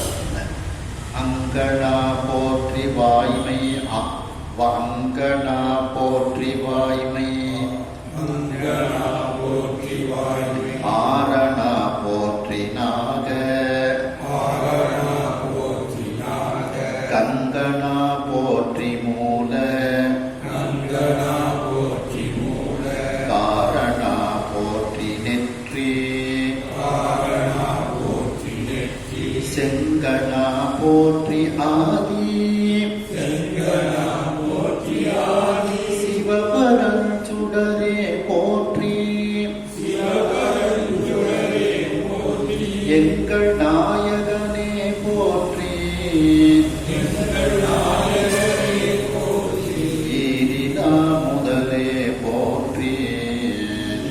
ஈரா முதலே போற்றி. அங்கனா போற்றி, அழகிய கண்ணை உடைய இறைவனே உனக்கு வணக்கம். இந்திரன் சுவாமி அர்ச்சனை செய்கின்றான். வாய்மை ஆரணா போற்றி, உண்மையான அந்த வேதத்தை அருளியவனாக இருக்கக்கூடிய, ஆரணம்னா வேதம், அருளியவனாக இருக்கக்கூடிய அந்த இறைவனே உனக்கு வணக்கம். நாக கங்கனா போற்றி, நாகப்பாம்பை கங்கணமாக அணிந்து இருக்கக்கூடியவனே, ஆபரணமாக அணிந்து கொண்டிருக்கக்கூடியவனே உனக்கு வணக்கம். மூல காரணா போற்றி, எல்லாவற்றுக்கும் மூல காரணமாக அவன் இருக்கக்கூடியவன். அப்படி அந்த இறைவனுக்கு வணக்கம். நெற்றி செங்கனா போற்றி, நெற்றியில் ஒரு சிவந்த கண்ணை உடையவனாக, மேல் நோக்கிய கண்ணை உடையவனாக அவன் இருக்கின்றான். அப்படிப்பட்ட இறைவனை போற்றி. ஆதி சிவபரஞ்சுடரை போற்றி, முதலாக இருக்கக்கூடிய, ஆதியாக இருக்கக்கூடிய சிவ மேலான அந்த உயர்ந்த சுடராக ஜோதியாக இருக்கக்கூடிய இறைவனே உனக்கு வணக்கம். எங்கள் நாயகனே போற்றி, எங்களுக்கெல்லாம் நாயகனாக இருக்கக்கூடிய சொக்கநாத பெருமானே உனக்கு வணக்கம்.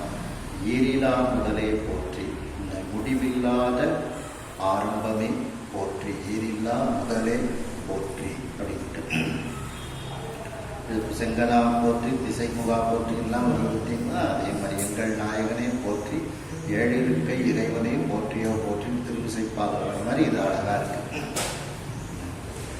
யாவையும் படைப்பாய் போற்றே, யாவையும் படைப்பாய் போற்றி, யாவையும் துடைப்பாய் போற்றே, யாவையும் துடைப்பாய் போற்றி, யாவையும் ஆனாய் போற்றே, யாவையும் ஆனாய் போற்றி, யாவையும்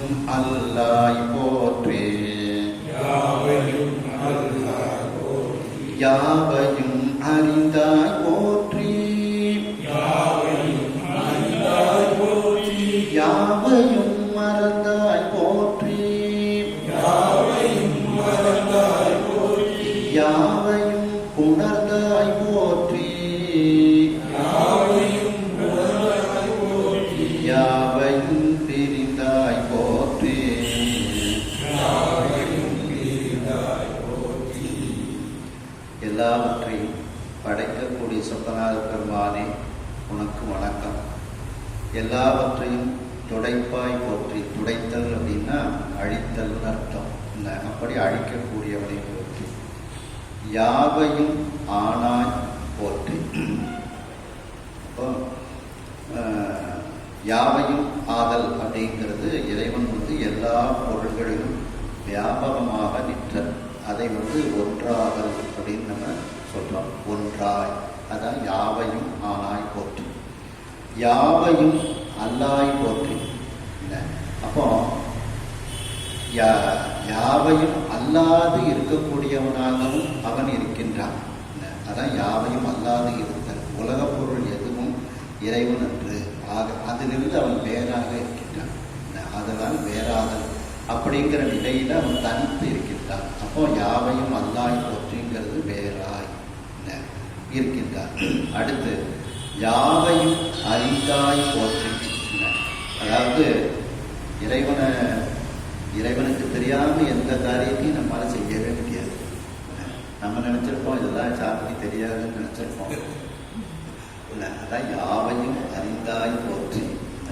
அப்படி யாவையும் அறிந்தான் இறைவன் எல்லா உயிர்களுக்கும் உடனாய் அவன் இருக்கின்றான். யான் செய்யும் துரிசுகளுக்கு உடனாகி அப்படிங்கிறார். நான் செய்யக்கூடிய குற்றங்களுக்கெல்லாம் கூடவே நீ சாட்சியாக இருக்கின்றாய் அப்படிங்கிறார். அப்படி இறைவன் எல்லா உயிர்களோடும் உடனாய் நின்று அவை அறிவனவற்றையெல்லாம் இவன் அறிந்து கொள்வான். எல்லாம் அறிவான். அதான் யாவையும் அறிந்தாய் போற்றி. அது உடனாய் அப்படிங்கிறது. யாவையும் மறந்தாய் போற்றி. அதாவது எந்த உயிராலும் முழுமையாக அறிய முடியாதவனாக அவன் இருக்கின்றான். யாவையும் உணர்ந்தாய் போற்றி. எல்லாவற்றோடும் அவன் இணக்கமாக இருக்கின்றான். யாவையும் பிரிந்தாய் போற்றி. எல்லாவற்றிலும் அவன் ஊடி இருந்தாலும் அதிலிருந்து பிரிந்து அவைகளால் பாதிப்பு ஏற்படாமலும் அவன் இருக்கின்றான். யாவையும் பிரிந்தாய் போற்றி அப்படிங்கிறார்.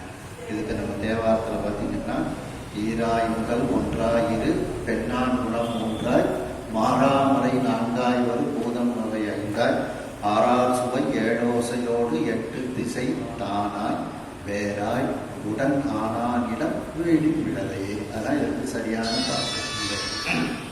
ஒன்றாய் வேறாய் உடனாய் அப்படின்ட்டு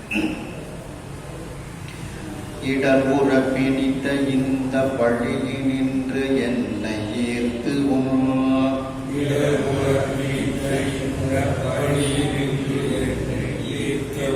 அடியினைக்கு அன்பனாக்கும் அருட்கடல் போற்றி சேருகண்.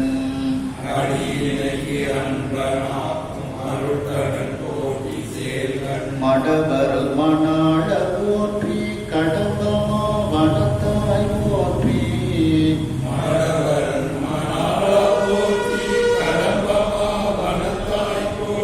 சுடர்விடு விமானமேய சுந்தர விடங்க போற்றி.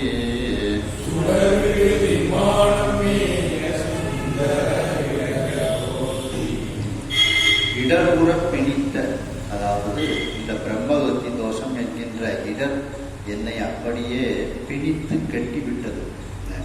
அந்த பிரம்மகத்தி தோஷம் என்கின்ற அந்த பழியிலிருந்து அது எனக்கு துன்பத்தையும் தந்தது. அதுக்கு பயந்து இவன் போய் அந்த தாமரத்தண்டல ஒழிஞ்சதே பயந்தாங்க. அப்படி இந்த பழியிலிருந்து என்னை ஈர்த்து என்னை வெளிக்கொண்டு வந்து உன் அடியினைக்கு உன்னுடைய அந்த இரண்டு திருவடிக்கு அன்பனாக என்னை ஆக்கினாய். அப்படி உன்னுடைய திருவடிக்கு அன்பனாக ஆக்கிய அருட்கடலாக இருக்கக்கூடிய சொப்பநாத பெருமானே உனக்கு வணக்கம். சேர்கண் மடவரல் மணாள போற்றி. சேர்னா மீன் அர்த்தம். மீன் கண்ணை உடைய மடவரல் பெண்ணாக இருக்கக்கூடிய இருக்கக்கூடிய அந்த அங்கையர்கண் அம்மை மீனாட்சி அம்மை, அந்த அங்கையர்கண் அம்மையினுடைய கணவனே மணாளனே போற்றி, நித்த மணாளன் நிரம்ப அழகியர் அப்படிங்கிறார் அப்படிங்களா. அப்படி அந்த மீனாட்சி அம்மையினுடைய மீன் போன்ற கண்களை உடைய அந்த அங்கையர்கண்ணி அம்மை, அந்த அங்கையர்கண்ணி அம்மையினுடைய மணாளனாக இருக்கக்கூடிய சோமசுந்தர பெருமானே உனக்கு வணக்கம்.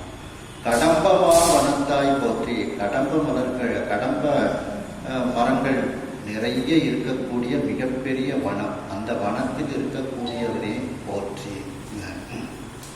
இன்னும் இதுக்கு இதுக்கு கடம்பமாவன தாய் போற்றி அப்படின்னு அர்த்தம். அந்த கடம்ப மரங்கள் இருக்கக்கூடிய அந்த வனத்தில் தாயும் தந்தையுமாக இருக்கக்கூடிய இறைவனே போற்றி அப்படின்னு அர்த்தம் இருக்கிறாங்க. சுடர்விடு விமானம் மேய சுந்தர விடங்க போற்றி. அப்படி ஒளி பொருந்திய சுடரை அப்படியே விட்டு கொண்டிருக்கக்கூடிய ஒளி பொருந்திய அந்த விமானம், அந்த இந்திரன் அமைத்த அந்த விமானம், அந்த விமானத்தின் கீழ் அமர்ந்திருக்கக்கூடிய சுந்தர விடங்க போற்றி, அழகு பொருந்திய அந்த விடங்கனே உனக்கு வணக்கம். விடங்கன் என்றால் தானே தோன்றியவன், ஒளியால் செதுக்கப்படாதவன் அப்படின்னு அர்த்தம். டங்கம் அப்படின்னா ஒளியால் செதுக்குதல், வி டங்கம் அப்படின்னா ஒளியால் செதுக்கப்படாது, தானே தோன்றிய மூர்த்தி, தான் தோன்றியவர் அப்படின்ட்டு. அப்படிப்பட்ட அந்த சுயம்பு மூர்த்தியே உனக்கு வணக்கம் அப்படிங்கிறார். பூசையும் பூசைக்கு ஏற்ற பொருள்களும்,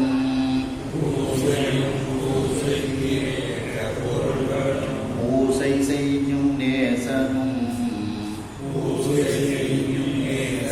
பூசை கொண்டு நியதியில் பேரு நல்கும்,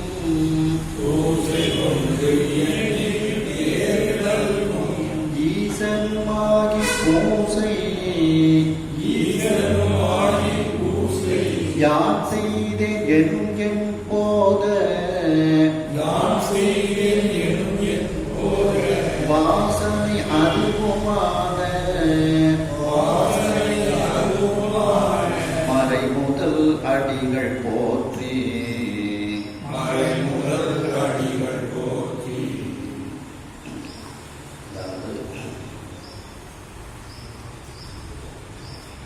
எல்லாமே இறைவனாக இருக்கின்றார்.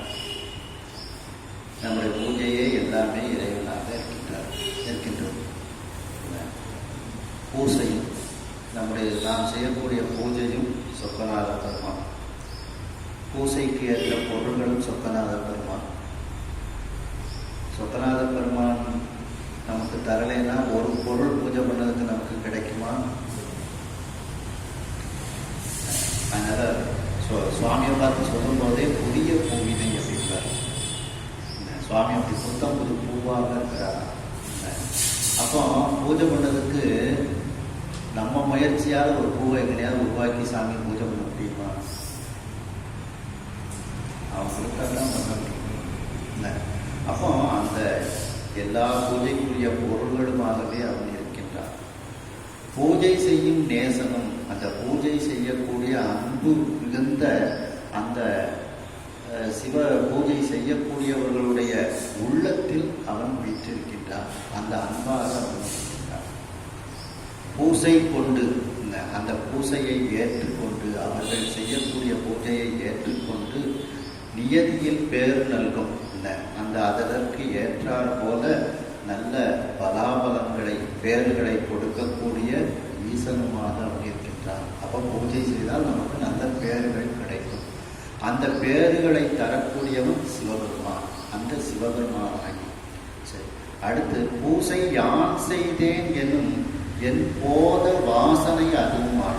இதுதான் சரணாகதி. கடைசியில் பார்த்தீங்கன்னா பூஜையை அப்படியே சுவாமிகிட்டே ஒப்படைச்சது. இந்த பலாபலம் எல்லாமே உனக்கு தான் அப்படின்ட்டு. அதுபோல நான் பூஜை செய்தேன் அப்படிங்கிற என்னுடைய அறிவு வாசனை, அந்த வாசனா அறிவு அந்த வாசனா அறிவு சுவாமிகிட்ட தான். இந்த அதுவும் ஆன அப்படின்னா தன்முனைப்பு இல்லாத பூஜை. அவ்வளோதான். நீ செய்ய வச்சிருக்க, நான் செஞ்சேன், இந்த பலன் உனக்கு தான் அப்படிங்கிறத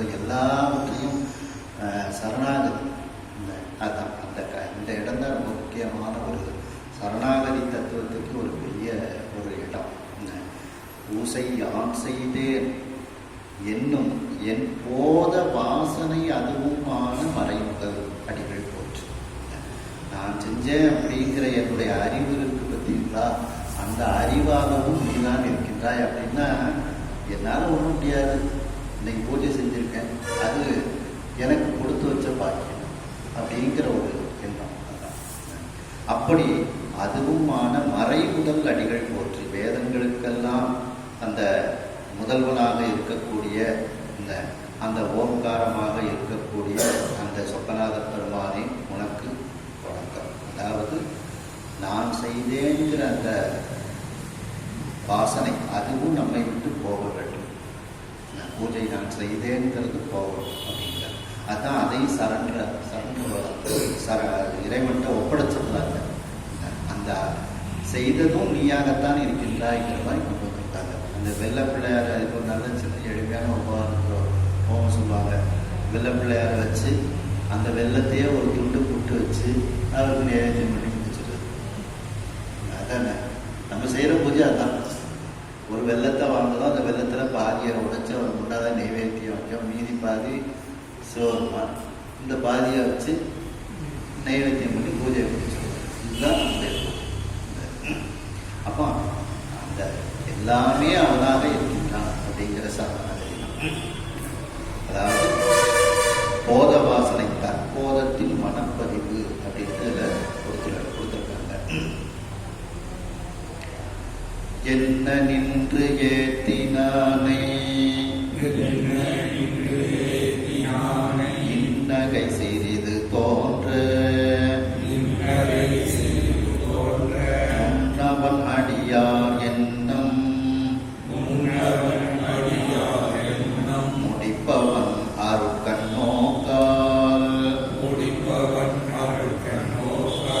உன்னது வேட்கையாது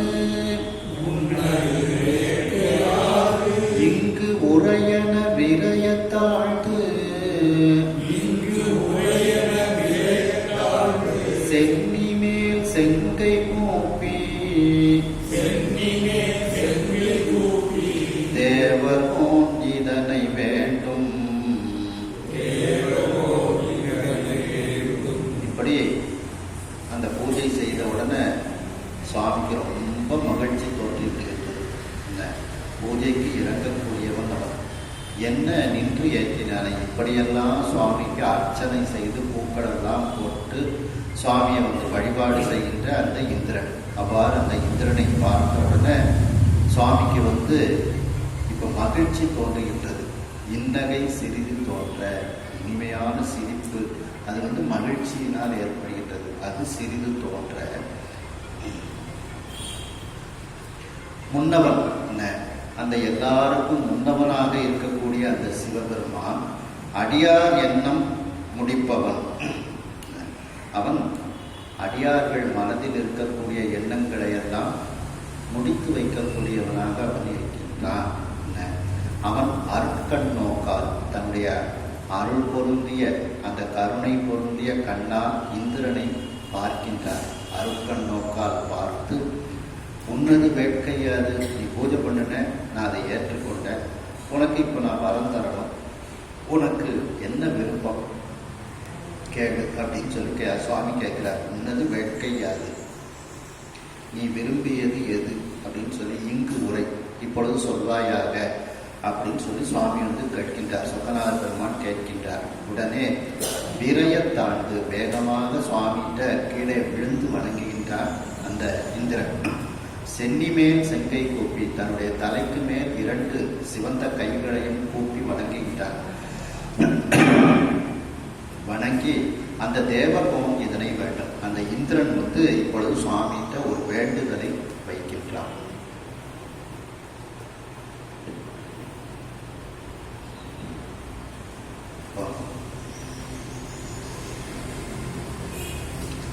அடியார் எண்ணம் முடிப்பவன் அப்படிங்கிறார் பார்த்தீங்களா. பாயானை மனத்தானை மனத்துள் நின்ற கருத்தானை கருத்து அறிந்து முடிப்பான் தன்னை. அதான் இந்த கருத்து அறிந்து முடிப்பான் தன்னை தூயானை தூவெள்ள ஏற்றான் தன்னை சுடர் திங்கள் சடையானை தொடர்ந்து நின்றையம் தாயானை தவமாய தன்மையானை தலையாய தேவாதி தேவர்க்கு என்றும் சேயானை தென்கூடல் திரு ஆளவாய் சிவனடியே சிந்திக்க பெற்றேன் நானே அப்படிங்கிற இந்த தேவாரம் தான் இந்த என்ன அடியார் எண்ணம் முடிப்பவன் கருத்து அறிந்து முடிப்பான். என்ன இதை திருவிசைப்பாவிலையும் திருவாவூரிலையும் இதே மாதிரி வரும். உன் அடியார் மனக்கருத்தை முடித்திடம் குன்றமே அப்படின்ட்டு திருவிசைப்பாவிலை வரும். அப்படி அந்த அடியார்களுக்கு என்ன வேண்டுமோ அதையெல்லாம் கொடுக்கக்கூடியவராக இந்த சொக்கநாத பெருமான் இருக்கின்றார். அந்த சொக்கநாத பெருமான் இந்திரன் முன்பு தோன்றி உனக்கு என்ன வேண்டும் கேள் என்று கேட்டவுடன் அந்த இந்திரன் மீண்டும் சொக்கநாத பெருமானினுடைய காலில் விழுந்து வணங்கி 2 கைகளையும் தலைமேல் தூக்கி வணங்கி அவன் அந்த இந்திரன் இப்பொழுது சொக்கநாத பெருமானிடத்தில் வேண்டுகின்றான். ஐயனின் இரு கையெல்லைக்கு அணியனாம் அளவில் நீங்க நெய்ய என் பழியினோடு மேலை நாள் அடியேன் செய்த மையல் வல்வினையும் வாய்ந்து உன் மலரடி வழுத்தி பூசை செய்யவும் உரியனானே சிறந்த பேரு இதன் மேல் யாதோ.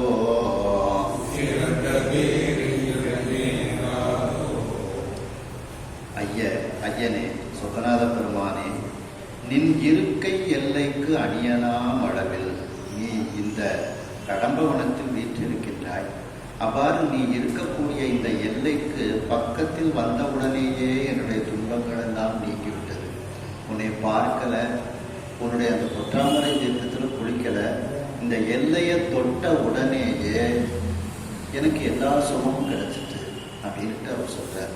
நின் இருக்கை எல்லைக்கு அணியனாம், அந்த கடம்பவன எல்லைக்கு சென்ற உடனேயே அணியனாம்னா பக்கத்தில் அண்மை, பக்கத்தில் சென்ற அளவிலேயே நீங்கா வெய்ய என் பழியினோடு என்னை விட்டு நீங்காமல் இருக்கக்கூடிய கொடுமையான என்னுடைய அந்த பிரம்மகத்தி தோஷம் என்கின்ற அந்த பழியை மேலை நாள் அடியேன் செய்த மையல் கல்வினையும் முன்னை நாட்களில் நான் செய்த அந்த மயக்கத்தை தரக்கூடிய கொடிய வினைகளும் மாய்ந்து போய்விட்டது, என்னை விட்டு நீங்கிவிட்டது அப்படிங்கிற. அப்போ என்னுடைய பிரம்மகத்தி தோஷமும் நீங்கியது, என்னுடைய முன் வினைகளும் நீங்கிவிட்டது அப்படிங்கிறார். உன் மலரடி வழுத்தி பூசை செய்யவும் உரியன் நானே. உன்னுடைய அந்த தாமரை திருவடிகளை வழுத்தி வாழ்த்தி அதை பூஜை இன்றைக்கு நான் செய்யக்கூடிய ஒரு பாக்கியத்தை பெற்றவனாக நான் ஆனேன். இதை விட வேற என்ன வேணும் அப்படின்னு கேட்கிறேன். வழுத்தி பூசை செய்யவும் உரியன் நானே, நான் தான், எனக்கு தான் அந்த உரிமை இன்னைக்கு கிடைச்சிருக்கு அப்படின்ட்டு. அப்படி அந்த பூஜை செய்வதற்கு உரியன் ஆனே. சிறந்த பேர் இதன் மேல் யாரோ, இதுக்கு மேல வேற என்ன பேர் கிடைக்க வேண்டும்? இதுவே நீ எனக்கு தந்தது மிகப்பெரிய பெரும் பேராக நான் கருதுகின்றேன் அப்படின்ட்டு இந்திரன் கூறுகின்றார். அப்போ அந்த மையல் வல்வினைங்கிறது அந்த சஞ்சித வினைகள். சம்பந்தர் சொல்றாங்க பார்த்தீங்களா, தொல்வினை தீர்தல் எழிலாமே அப்படின்ட்டு. அது போல அந்த சஞ்சித வினைகள் எல்லாம் நீங்கிக்கிட்டது. இன்னனின் பாத போதே இவ்வாறே என்றும் போசித்து உன் அடியாருள் யானும் ஓர் அடி தொண்டன் ஆவேன் அன்னதே அடியை வேண்ட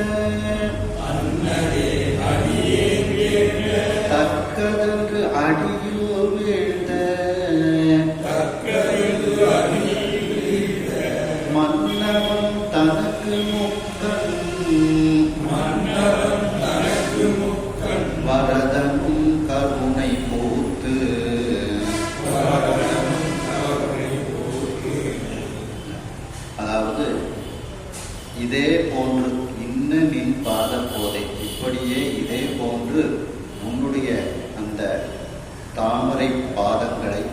நான் தினந்தோறும் பூசிக்க வேண்டும்.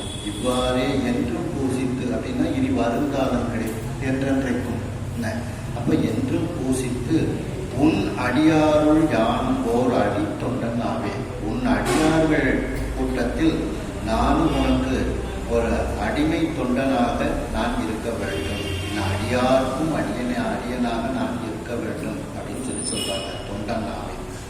அன்னதே அடியேன் வேண்டத்தக்கது. இதுதான் நான் உன்னிடத்தில் வேண்டக்கூடிய ஒரு மிகப்பெரிய வரமாக இருக்கின்றது என்று அடியின் வீழ்ந்த மன்னவன் தனக்கு என்று சொப்பநாத பெருமானுடைய திருவடியில் வீழ்ந்து மீண்டும் வணங்குகின்றான் அந்த தேவேந்திரன். உடனே அந்த மன்னவன் அந்த இந்திரனுக்கு முக்கண் வரதனும் கருணை பூத்து அருள்கின்றான். அந்த 3 கண்களை உடைய வரங்களையெல்லாம் தரக்கூடிய அந்த இறைவன் அந்த கருணையினால் அந்த தேவேந்திரனை பார்த்து அவன் மகிழ்ச்சி அடைகின்றான் இறைவன். இருதுவில் சிறந்த வேனிலும் மதியாறு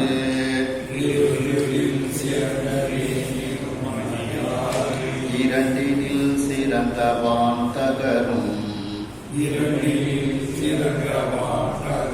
பொருவில் தாரகையில் சிறந்த சித்திரையும் திரியினில் சிறந்த பூரணையும் மறுபு சித்திரையில் சித்திரை தோறும் வந்து வந்து அரிச்சி ஓர்வருடம்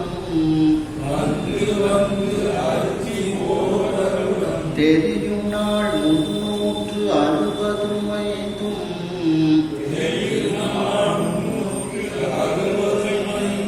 செய்த அர்ச்சனை பயன் எய்தும்.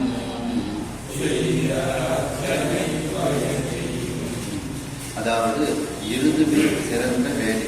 அந்த காலங்களில் சிறந்த பருவங்களில் சிறந்தது வேனின் காலம். 12 மாதங்கள் மதி 6-2 மதினா மாதம் மாதங்களில் 12 மாதங்கள் 6-2 12 மாதங்களில் சிறந்த வான்தகரம். வான்தகர்னா சித்திரை மாதம். அப்படி அந்த பொருவில் தாரகையில் அதாவது அந்த ஈடு இணையில்லாத நட்சத்திரங்கள் அந்த நட்சத்திர தாரகையின நட்சத்திரம். அந்த நட்சத்திரத்தில் சிறந்தது சித்திரை நட்சத்திரம். திதிகளில் சிறந்தது பூரணை அப்படின்னா அந்த பௌர்ணமி. பூரணைனா பூர்ணமான நிலவு பௌர்ணமி. இப்படி அமைந்திருக்கக்கூடிய நாளில் மறுபு சித்திரையில் அதாவது சித்திரை மாதத்தில் சித்திரை தோறும் வந்து அந்த சித்திரை நட்சத்திரத்தில் அந்த பௌர்ணமி தோறும் நீ இந்த மதுரைக்கு வந்து அர்ச்சனை செய்வாயாக. அப்படி ஒரு நாள் நீ வருடத்தில் ஒரு நாள் நீ அர்ச்சனை செய்தால் 365 நாட்களும் என்னை பூஜை செய்த அர்ச்சனை செய்த பயனானது உனக்கு கிடைக்கும் அப்படின்னு சுவாமி சொல்றாரு. அதாவது சித்திரை மாதம் சித்திரை நட்சத்திரம் பௌர்ணமி சித்ரா பௌர்ணமி. அந்த சித்ரா பௌர்ணமி அன்னைக்கு மட்டும் நீ என்னைய பூஜை பண்ணு. அப்படி நீ பூஜை பண்ணினேன்னா 365 நாட்களும் என்னை பூஜித்த பலன் உனக்கு கிடைக்கும் அப்படின்னு. ஏன்னா அவனை இந்திரலோகத்துக்கு அனுப்பி விடணும், அவனுடைய வேலையை அவனுக்கு கொடுக்கணும்ல. அதனால சுவாமி சொல்றார். துறக்க நாடு அணைந்த சுத்த பல்போகம்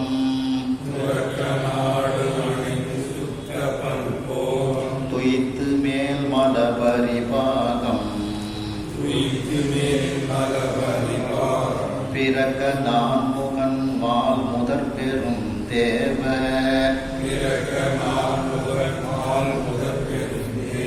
பெரும்பதத்து ஆசையும் பிறவும் மறக்க நாம் வீடு வழங்குதும் என்ன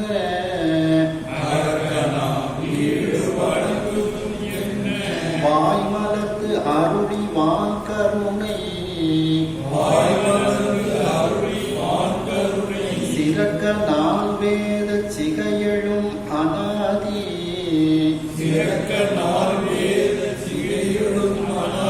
சிவபவன் சுடர் விடை கொடுத்தார்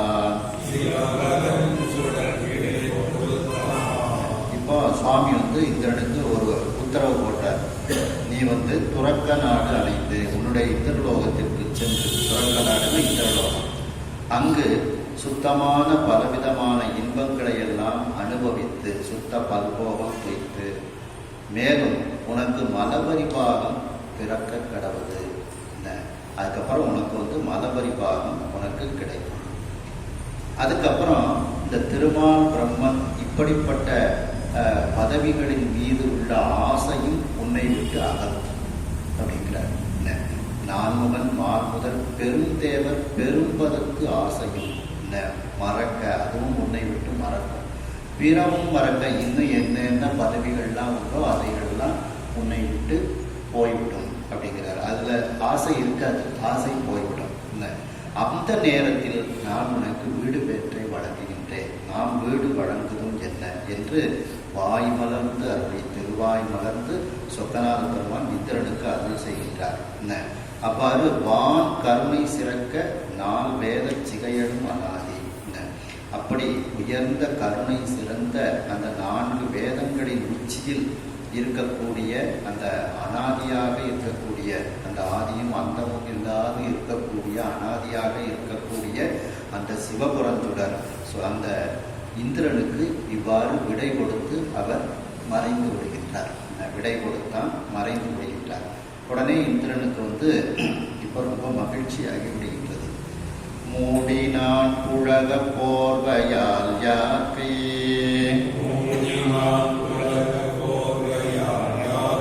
முடிமிசை அஞ்சலி கமலம், சூடினான் வீழ்தான் எழுந்து கண்ணருவே,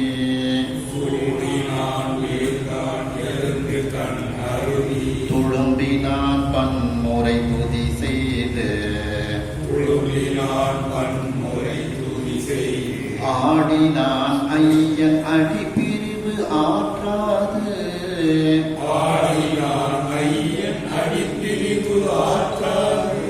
அஞ்சினான் அவன் அருளானை, நாடினான் பெரியா விடை கொடு துறக்கம்,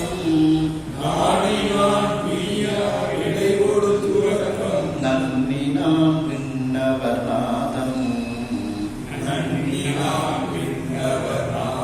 இப்ப இந்திரனுக்கு அவனுடைய யாக்கை, அவனுடைய உடம்பு பூரா மகிழ்ச்சி போர்வை, அந்த மயில் கூச்சல், இந்த சிலிர்ப்பு, அதனால் உடம்பே மூடி விடுகின்றது. மூடினால் உலக போர்வையினால், அந்த மயில் கூச்சரிப்பினால் யாக்கையே மூடிவிடுகின்றது.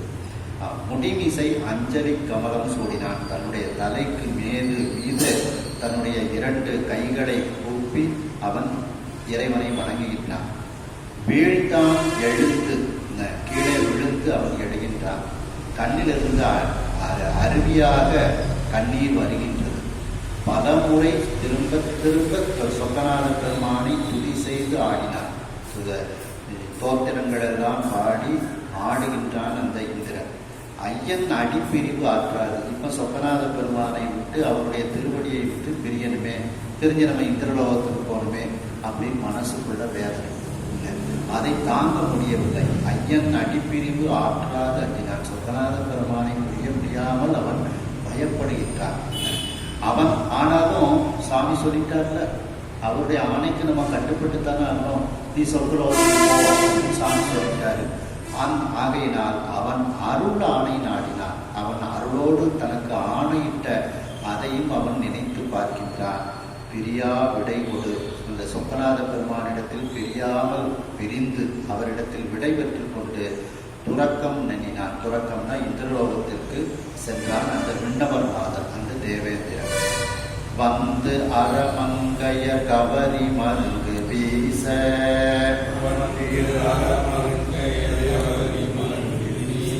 மந்தார கற்பக குமாரி போற்ற,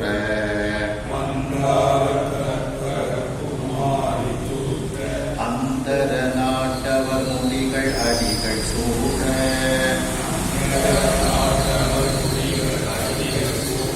அயிராணி முளைத்தடம் தோய்ந்து அகலம் தின்தோள்,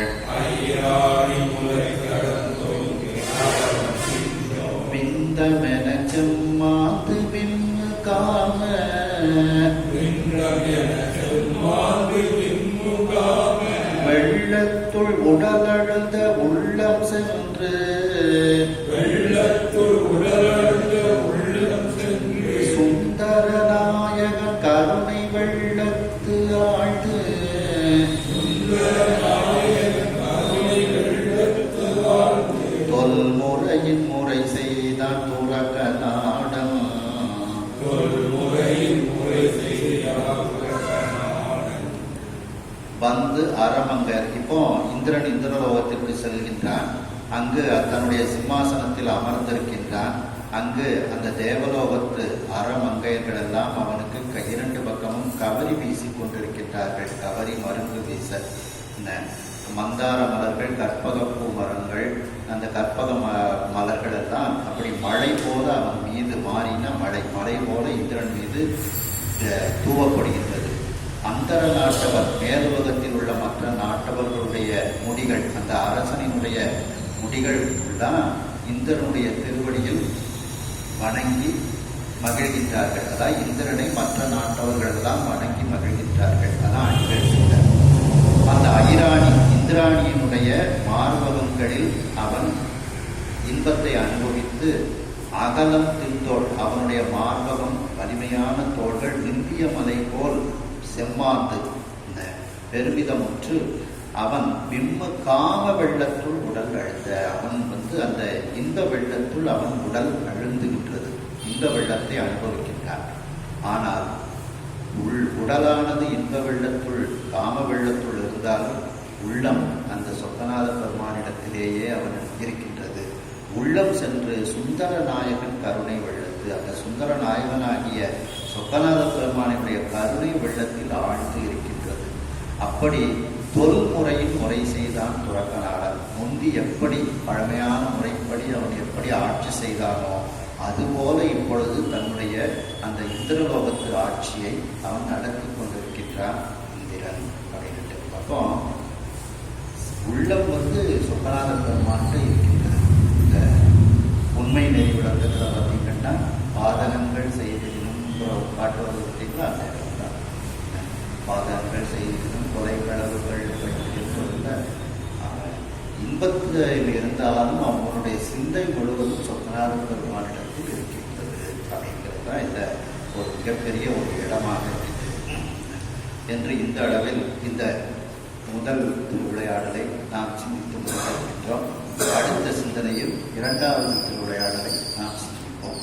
கையிலாய பரம்பரையில் சிவஞான போது நெறி காட்டும் பெண்ணை பயில் வாய்மை மெய் கண்டாம் சந்ததி கோர்மை ஞான பானுவாயே குயிலாரும் பொழில் திருவாவடு துறைவான் ஒரு நமச்சிவாய தேவன் சயிலாதி மரபுடையும் திருமரபு நீடுமொழி தழிகமாதோ.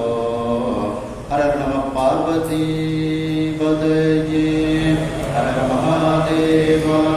வெற்றிவே